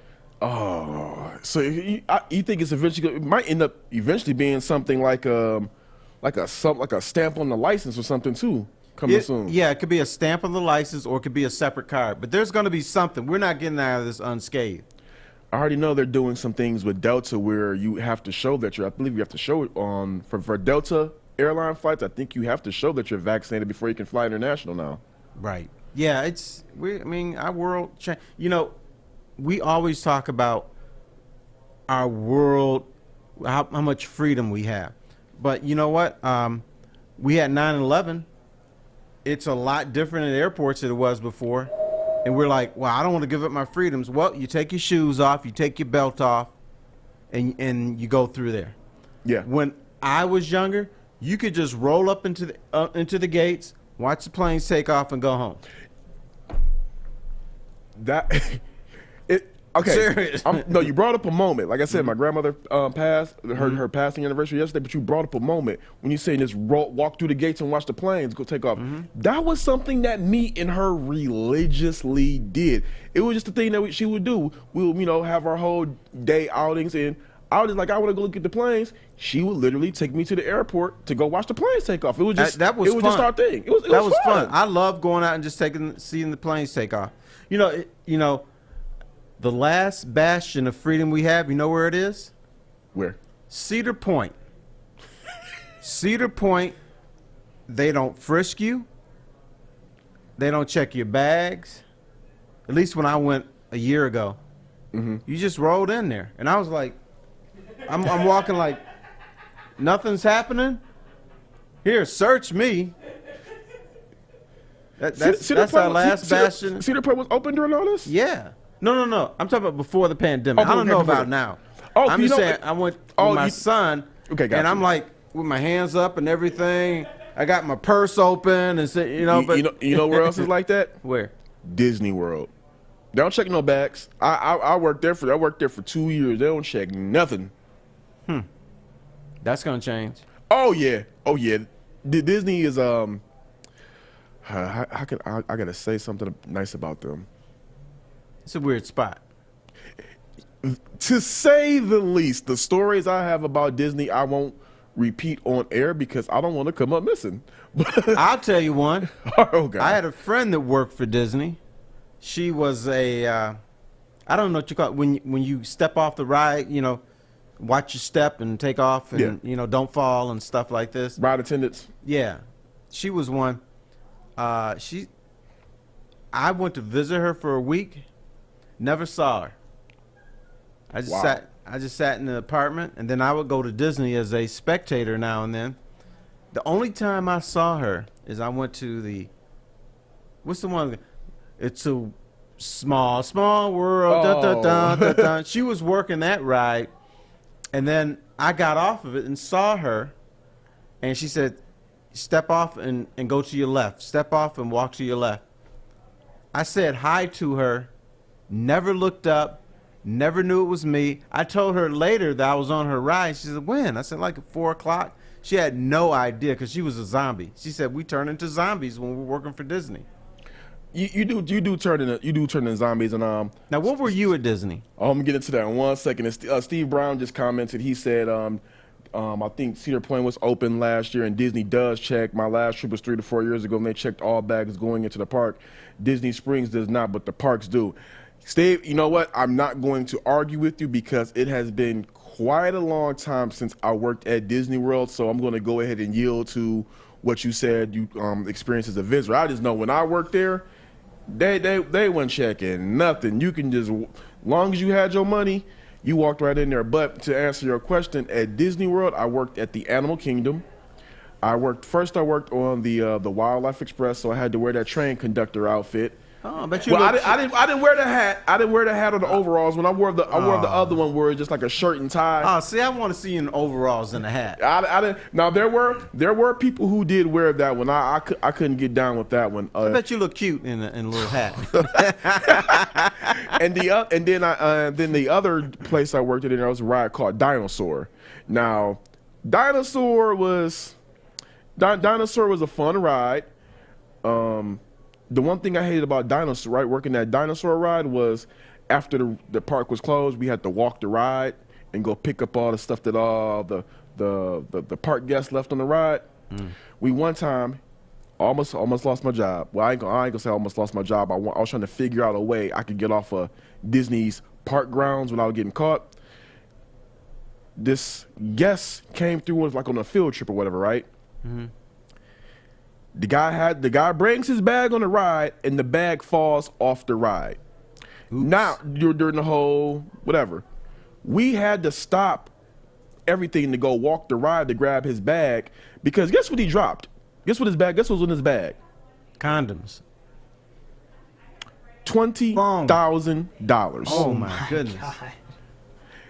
Now, I'm not a thief, but I had to grab the bag, and I'm thinking like, how in the hell can I get off of Disney's grounds without getting caught? Wait a minute. There are a million effing cameras on this place. I'm screwed. That was the longest walk back to the office in my life. You didn't keep one bill? When I say there's a camera everywhere at Disney, can't do that. There is a camera everywhere. And I bet you they're in high def too. Oh yeah. So you turned all the money. This guy got every bill back? Not a bill missing. Man. Yeah. Wow. But Terry, you covered a lot of opening days. Give us some of your opening day do's and don'ts. Opening day outside the ballpark? Outside the ballpark. Okay. This is for my man over here. Don't show up late looking for parking, because you're screwed. You got to find a spot. You got to be prepared to walk. So don't wear uncomfortable boots. Don't wear dress shoes like I got on now. Absolutely don't do that. I did that one time by mistake. Don't start drinking too early, because then you'll burn yourself out. You'll be, okay, we still got 2 hours until the game time, and I'm already blitzed. You're done. Because at some point, you got to get home. At some point, you got to get hydrated. You got to get hydrated, and you got to find your way home. So don't drink too much too early. Now, do you park on the streets? Do you park in the structures? Like, how do you do it? I park in the garage. Okay. Now, I used to. My sister-in-law, Big Pretty, lived in the condos. Well, they're townhouses across the way from condo. Okay. I used to park in her garage. Nice. I bet that was just clutch. Yeah, it was two blocks from the park. Yeah, that's clutch. So that was great. So I used to do that. And some other don'ts is don't buy your first beer in Comerica Park, because you're going to run out of money.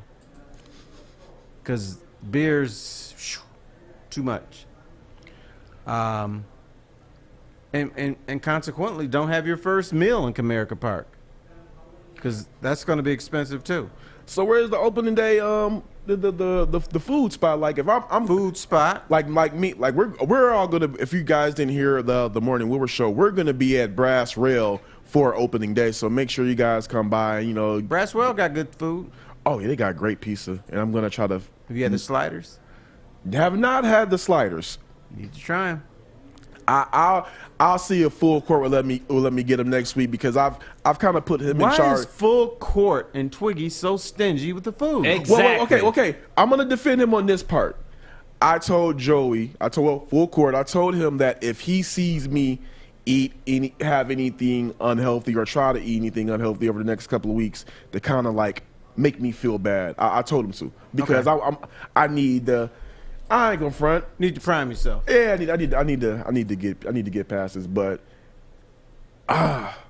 Where do you go to eat at for everybody else, not for me? Okay. Where I go, because opening day is a fuck it day for me. I'm just going to do whatever I want. So I love going to the Brakeman. The Brakeman is it 3 blocks? About 3 blocks away, and then it's connected. That's near Shinola, right?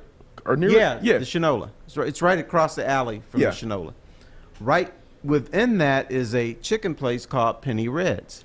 I've been hearing mixed reviews about Penny Reds. Well, here's the key. What's the bad stuff they say about it? Somebody literally said that he had the spice. I think it was a spicy, I believe it was. He had the spice, and he said he didn't like it, and he said I had to throw away a whole box of chicken. I would have picked it up because their chicken is good. But here's the discovery I made: the chicken sandwiches are better than the fried chicken. So I go in there for the chicken sandwiches, fries. I don't like their corn, but I love their potato salad and their coleslaw. That's rare that restaurants have good potato salad because... Well, here's what I did. Okay. When I went in there, I didn't order the potato salad. I asked the dude behind the counter, I said, is this white people's potato salad or is this black people's potato salad? Hey, you know what? We're not being rude. There is a huge ass difference. Not a difference, a huge ass difference. He laughed, so I thought he was going to blow me off. He said, nah, this is black people's potato salad. I said, I'll take it. Because we have to have the seasoning, the paprika, and all kinds of stuff in it. I literally cannot stand potato salad unless my grandmother makes it. My grandmother makes it. I'm like, it's good. I will literally right now call her and say, I want some potato salad, and she'll hop right on it. That's the only person I'll get it from. Outside of that, I can't do it. Can't do it. It's horrible to me. Yeah, it is. Most potato salad is bad, but if you get the right kind, it's good. Now, the only thing my grandmother put in the potato salad that I didn't like, she used to put egg in it. I'm like, Grandma, why you put egg in it? Oh, it's good for you and gives you protein. So I don't want it in there. So she stopped putting the egg in. You don't like the egg? Nah, just egg is something you scramble or you do over easy. You don't put it in your potato salad. What you got, Art? Yeah, Foster, where are the places to avoid when it comes to opening day? Everyone knows the places to go to, the bars to check out. Where are the places that you should not go if you're a newbie for opening day? A newbie. Don't go. I don't know. I haven't been to those spots yet. There's nowhere where there's just like I haven't terrible been to parking places or terrible places where you're going to get trapped there by a whole bunch of drunk people. I mean, it's opening day, so they're going to be everywhere. Yeah, there's going to be drunk people. I can't help you there. They're going to be drunk. They're going to be rude. They're going to be annoying. You just put up with it. But don't park. I tell you what, the parking, don't park in this lot between, it's right by Ford Field because you're going to get trapped there. If you want to go to the game and then go home, forget about it. You're going to be trapped there for an hour or so, so don't go there. But there's really no spots that I hate downtown. My fear is that a bunch of places that I like going to are going to be closed because of COVID. Yeah. One thing that I believe that a couple of my friends started doing before this whole pandemic popped off is that everybody knew they was going to get drunk. Everybody knew it. So what we started doing was, thank God Uber and Lyft came here, started taking a Lyft down to the game. Right. Just factoring that to our budget. Like, you know what? We all know what's about to happen. Let's just go ahead and take a Lyft. That way we're avoiding paying for parking. How much is a Lyft, though, on opening day? Do they do the surge prices? Like, does Uber do? It's not that bad. No? I'll say this. The surge price might bite you on the ass leaving. Getting down there, you're pretty Gucci. But you're saving money because you're not getting a DD charge. Like, at the end of the day, I mean, everyone complains. And you're not paying $40 for parking. Right. I tell everybody this. I don't care. I don't care if I know I'm going out with my friends and I know that if I know I may have a drink, then I'm like, all right, I'm having a drink. If I know that we are drinking, I don't care where it's at. I'm doing Uber or Lyft because, to Art's point, Uber and Lyft is cheaper than a DUI. And we've got some more for you when we come right back.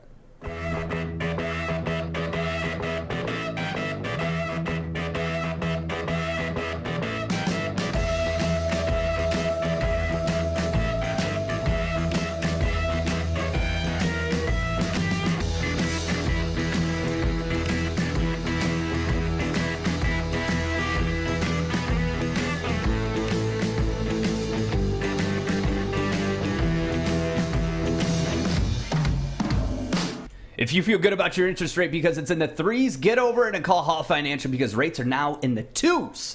Be smart, make the call because you could be saving some money. Hall Financial, fast, and they do it all the heavy lifting for you. So you can go to davidhallmortgage.com now to get started. Hall Financial, lower payments, better options, more personal attention. Back to you, Terry and Kory. Yo, what's going on, guys? Well, thank you for watching Woodward Sports. You're watching Woods and Foster. When Baligian and Bell come back into town, then they can have Baligian and Bell back. I love it. Until then, if they come back. Until then, your show has been commandeered. Deal with it. But Terry, you said you have an opening day. Don't place right. don't go to. On opening day, do not go to Five Guys in Greektown. Oh boy. The reason, I love Five Guys. Okay, I love Five Guys. Okay. But you said Five Guys in Greektown. Right. I hate that whole area. I hate that corner. I hate everything about that location, just specifically that location when there's a big event. So you don't like Greek Block? No, I like big no. events. I like that area. I just hate that Five Guys corner because this I used to do club photography for people who do not know. So there's a lot of nightlife establishments in that Greektown area. It's like clockwork. Something always pops off on that corner at that Five Guys, whether it's somebody getting shot, somebody getting their ass beat, robbed, stealing food. It's all that corner is a firecracker. So I don't know. I don't know what your reasonings are, but I hate that area because you may not get your ass kicked, but you're gonna see somebody get their ass kicked. So oh, go ahead, Art. Yeah, speaking of fights, what are the chances? I love watching fights. I'm the MMA guy here. What are the chances, Terry, that we see a fight on opening day? They're slim. Really? I have never seen a fight except for Five Guys on opening day. Oh, we're changing that. We got to go to the spots where there's action, Terry. I got your back. People are happy. You know, but times are strange right now. I mean, what if there's a fight over someone? But people are going to be so happy to be out. They might even let you slap their woman on the ass. Okay, but what if they're going to be so happy? They might. What if there's a mystical Karen that's out there that's like, you're not wearing your mask, and then a fight? Oh, you know, there's going to be you know, Karen's coming out with the haircut, with the haircut. She's coming out with the haircut and the Nissan Altima. You know, she's going to be out there. She might have a clipboard writing names and dates. Let me get your name for contact tracing. You know what? I take that back. I did see one fight, and it was with a Karen. Wow. Karen got her ass beat. Karens usually get their ass beat. Because she denied it, but she was trying to tell people what to do. Oh, there's going to be a lot Somebody of said, my God. No, you're not telling me what to do. It's opening day. I'm beating your ass. Hey, Terry, put your mask on. You better put your mask on now, Terry, or I'll beat you up. You'll see me down there, and I will not be wearing my mask. Hey, that's got to get clipped. Art's Karen voices. No, that was Fish. I mean, Fish. Fish, do the Karen voice again. We need that back. Oh. Karen, just stay out of my way. Let's hear Hey, Terry, what the hell are you doing with your mask on? No.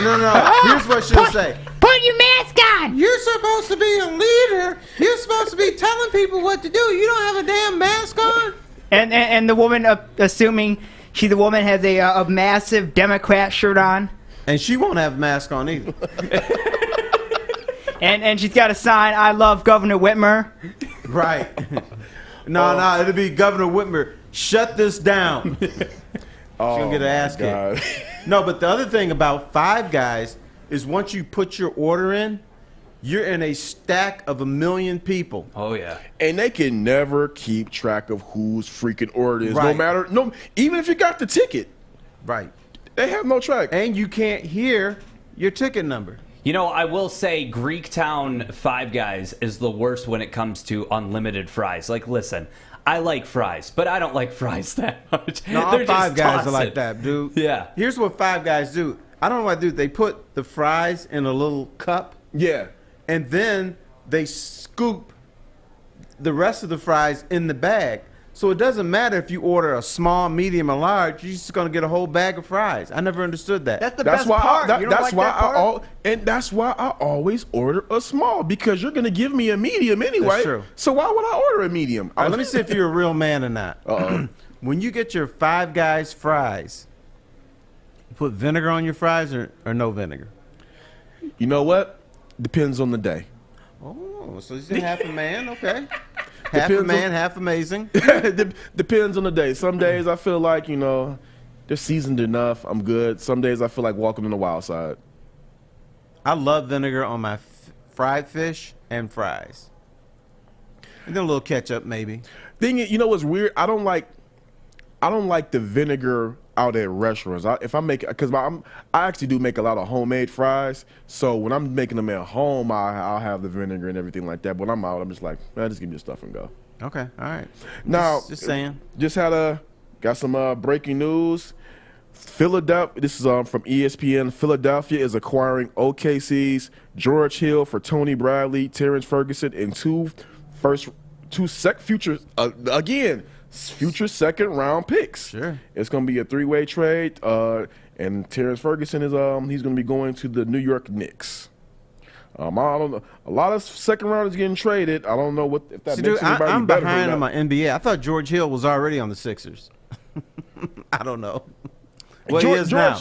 George Hill he's been floating around. He's becoming a journeyman. He's becoming like almost like Jeff Green, the guy who they say you can acquire him and he'll change life, but then the next year he's traded away to another team. There's something wrong with your career when you start floating. Yeah. It's like, well, this dude was on OKC. No, he was on OKC 3 years ago. Since then, he's been with the Clippers and the Sixers, and you're like, okay, I'm behind on this guy's career. And that's when you know that it's almost time for you to slide out the league. Make your money and go. Who is one Detroit athlete out of the 4 professional teams that you think overstayed their welcome? Well, the team allowed him to overstay his welcome. Allowed him to overstay his welcome? I would say Blake Griffin. Only reason I don't disagree. Okay, but I don't you got disagree. a better one. No, I wasn't say better. I think that he didn't overstay his welcome. He was never wanted. He was never wanted. Well, you know who wanted him? Tom Gores. And Stan Van. I don't think Stan Van Gundy really did that trade. I'm convinced Tom Gores, who was a Clipper fan or a Clipper season ticket holder, went to Blake and said, hey, if we trade for you, are you going to promise me you're not going to be a bitch about it? And he said, yeah, I'll come there and be quiet and just work hard. And so he said, bring him on. Because Tom Gores is a fan of NBA players. He's a fan of Blake Griffin, and he wanted him on the team. I think it was more him. I could be wrong, but I think it was more him than Stan Van Gundy, even though Stan did approve it. You know what? I know it's your organization. You're No. Oh, I'm not on that. I don't want to taint you. Oh no, it's about to be a Pistons player who I'm about to mention. Okay. I'm gonna get heat for this. I don't care. I think they let Tayshaun Prince overstay his welcome. And they brought him back. Yeah, which bring it. You know what? When they brought him back, I have never seen a guy look more disgusted to be back in Detroit. Yeah. Because he did not look happy at all. It was just weird. At that point of his career, Tayshaun Prince should have been chasing a ring. Yeah. Then they bring him back here. And the other thing he couldn't do, this dude couldn't make shots. Tayshaun would be all wide open, 5 feet away, bricking stuff. He didn't do that before. Can you guys answer me this question? How come we didn't get this Blake Griffin? Like, why didn't we get that Blake Griffin, the one that can dunk? It seems like, and that's why I'm saying, like, the Pistons on just like a losing spree. But it's just crazy to me that he was so able to do this his first game at the Nets, but yet we didn't see that version of Griffin at all. Now. Let's be honest about this. That was Blake Griffin's only 2 points in that game. Right. So let's just be real. He got his 2 and he's like, I'm out. I dunked. I'm out of here. And also, you said a key thing. That was Blake Griffin's first game. So he hasn't played in a while, so he's all fresh. His knees are feeling good. So I can dunk. you ask him to do it the next game, he wouldn't have been able to do that. But do you see him as a key player for the Nets moving forward? I mean, obviously they could possibly take it all. They've got Harden. They've got a great group of guys.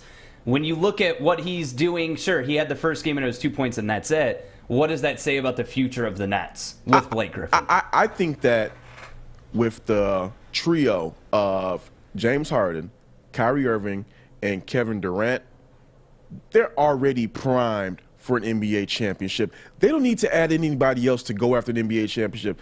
Blake Griffin, I don't think that he moves the needle for them in any direction. I just think that he's going to be a rotation guy there that they can just bring out. And as they said, they're going to use him as a small ball center. That's really the best use of Blake in his career at this point. But there will be a point in the playoffs, KD will be in foul trouble, and they will need Blake Griffin for 15 minutes. Just give us 15 minutes and sit your ass down. Yeah. So in that context, yeah, he's going to help them. But, you know, as far as carrying the team at any point, no. Yeah, I just don't think that – I think that Blake Griffin's best days are past him.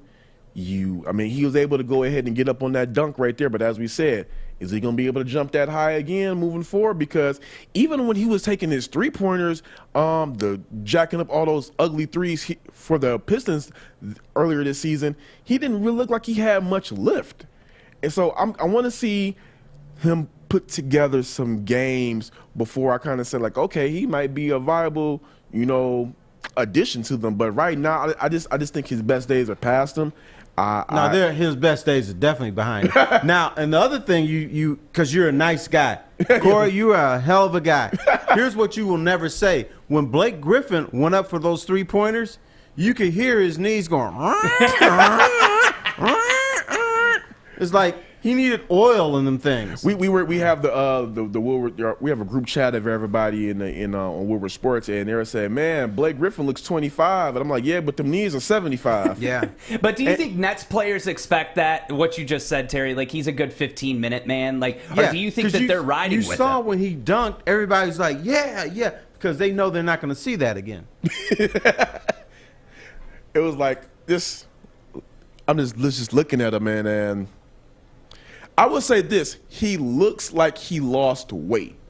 He does. Yeah, look, he did does. So lose did weight. Harden. Harden looked like he lost weight too. Like, what is in the Brooklyn Nets water? James Harden still looks like an old man, though. You know, it's crazy. James Harden still looks like James Harden lost some weight. He's playing himself into shape now that he's there, but it's crazy that he still has the big belly and still able to maneuver like he is right now. I don't get it, but There's some dudes with big bellies that can ball. I mean, in this day, I don't really see too much of them. Well, James Harden. Yeah, And then my favorite one, I'm old, I forget names. What was this dude with a big belly used to play in the NBA? I know what's name. I want to say he had a big belly, but Paul Pierce was always heftier. Paul Pierce had a belly. Yeah. He like Jelly belly. He might throw back a couple of beers, but you know, go ahead and hit you with a couple of moves, step back. That's the only one I can really kind of think of that comes immediately to mind. But outside of James would be Paul Pierce. Yeah, a little belly. But I don't. Good call. Yeah, just back on Blake. I don't think that I just think that he's just going to be there. He's hopefully insurance. He's hopefully for them. He's hopefully there to get a quick ring. But it seems like everybody who's getting a buyout now are looking to head to the Nets. Look, there's reports that J.J. Redick is looking to head to the Nets. Andre Drummond is looking to head to the Nets. All of these guys are looking to head to the Nets. Drummond's headed for the Lakers. That's not happening now. Well, the Lakers are apparently the Lakers and somehow the Knicks are at the top of his list, but there's also rumors that he still could go ahead and go to Brooklyn. And I was of the mindset that the Nets should have waited for Drummond to get bought out and then add him instead of adding Blake Griffin, because what Andre Drummond does, he's what they need. They need somebody who can just clog up the paint, grab rebounds, block shots. I don't think Blake Griffin Blake Griffin, I don't think he can't do any of that right now. Right. Andre I think Drummond what they still can. said is, let's get KD light, a guy that can do the same thing as he can do, not as good, So when we need that 15 minutes when KD is in foul trouble or his knees are aching, we can stick this lighter version of him in. Well, plug and play. It sucks still to see every other NBA team get all these fortunes and this love, and the Detroit Pistons are going through a restoration. This is going to be good when they get Imani Bates. When he starts playing for the Pistons, they'll be good again. The Pistons get Imani Bates, that would inject so much life into the franchise. I'll tell you, who's got a better shot at getting Imani Bates? The Pistons or the Michigan State Spartans? Probably the Pistons. All right. Probably the Pistons, especially if they change that league. I think didn't he already say that he'll be looking to head to the G League now instead of going over to He's keeping all options open, but I'm not sure he's going to end up in East Lansing. I would like to see him play in the in college basketball because then I get to see him play. I'm definitely want to see him play, but you said speaking of options, you know who doesn't have an option anymore? Baligian and Bell. You have no more options. The show is ours, and the show will be ours moving forward. So we're going to go ahead and wish you guys a happy rest of your day. Thank you for tuning in to Woods in Foster. I got breaking news here. Uh-oh. Sean Baligian and Joik Bell have been fired by Woodward Sports Network. You've been replaced. Right here. They got Wally pipped. Right here. It just says right here. Thank you guys. See you, fellas. Thank you guys for tuning in. Have a great afternoon.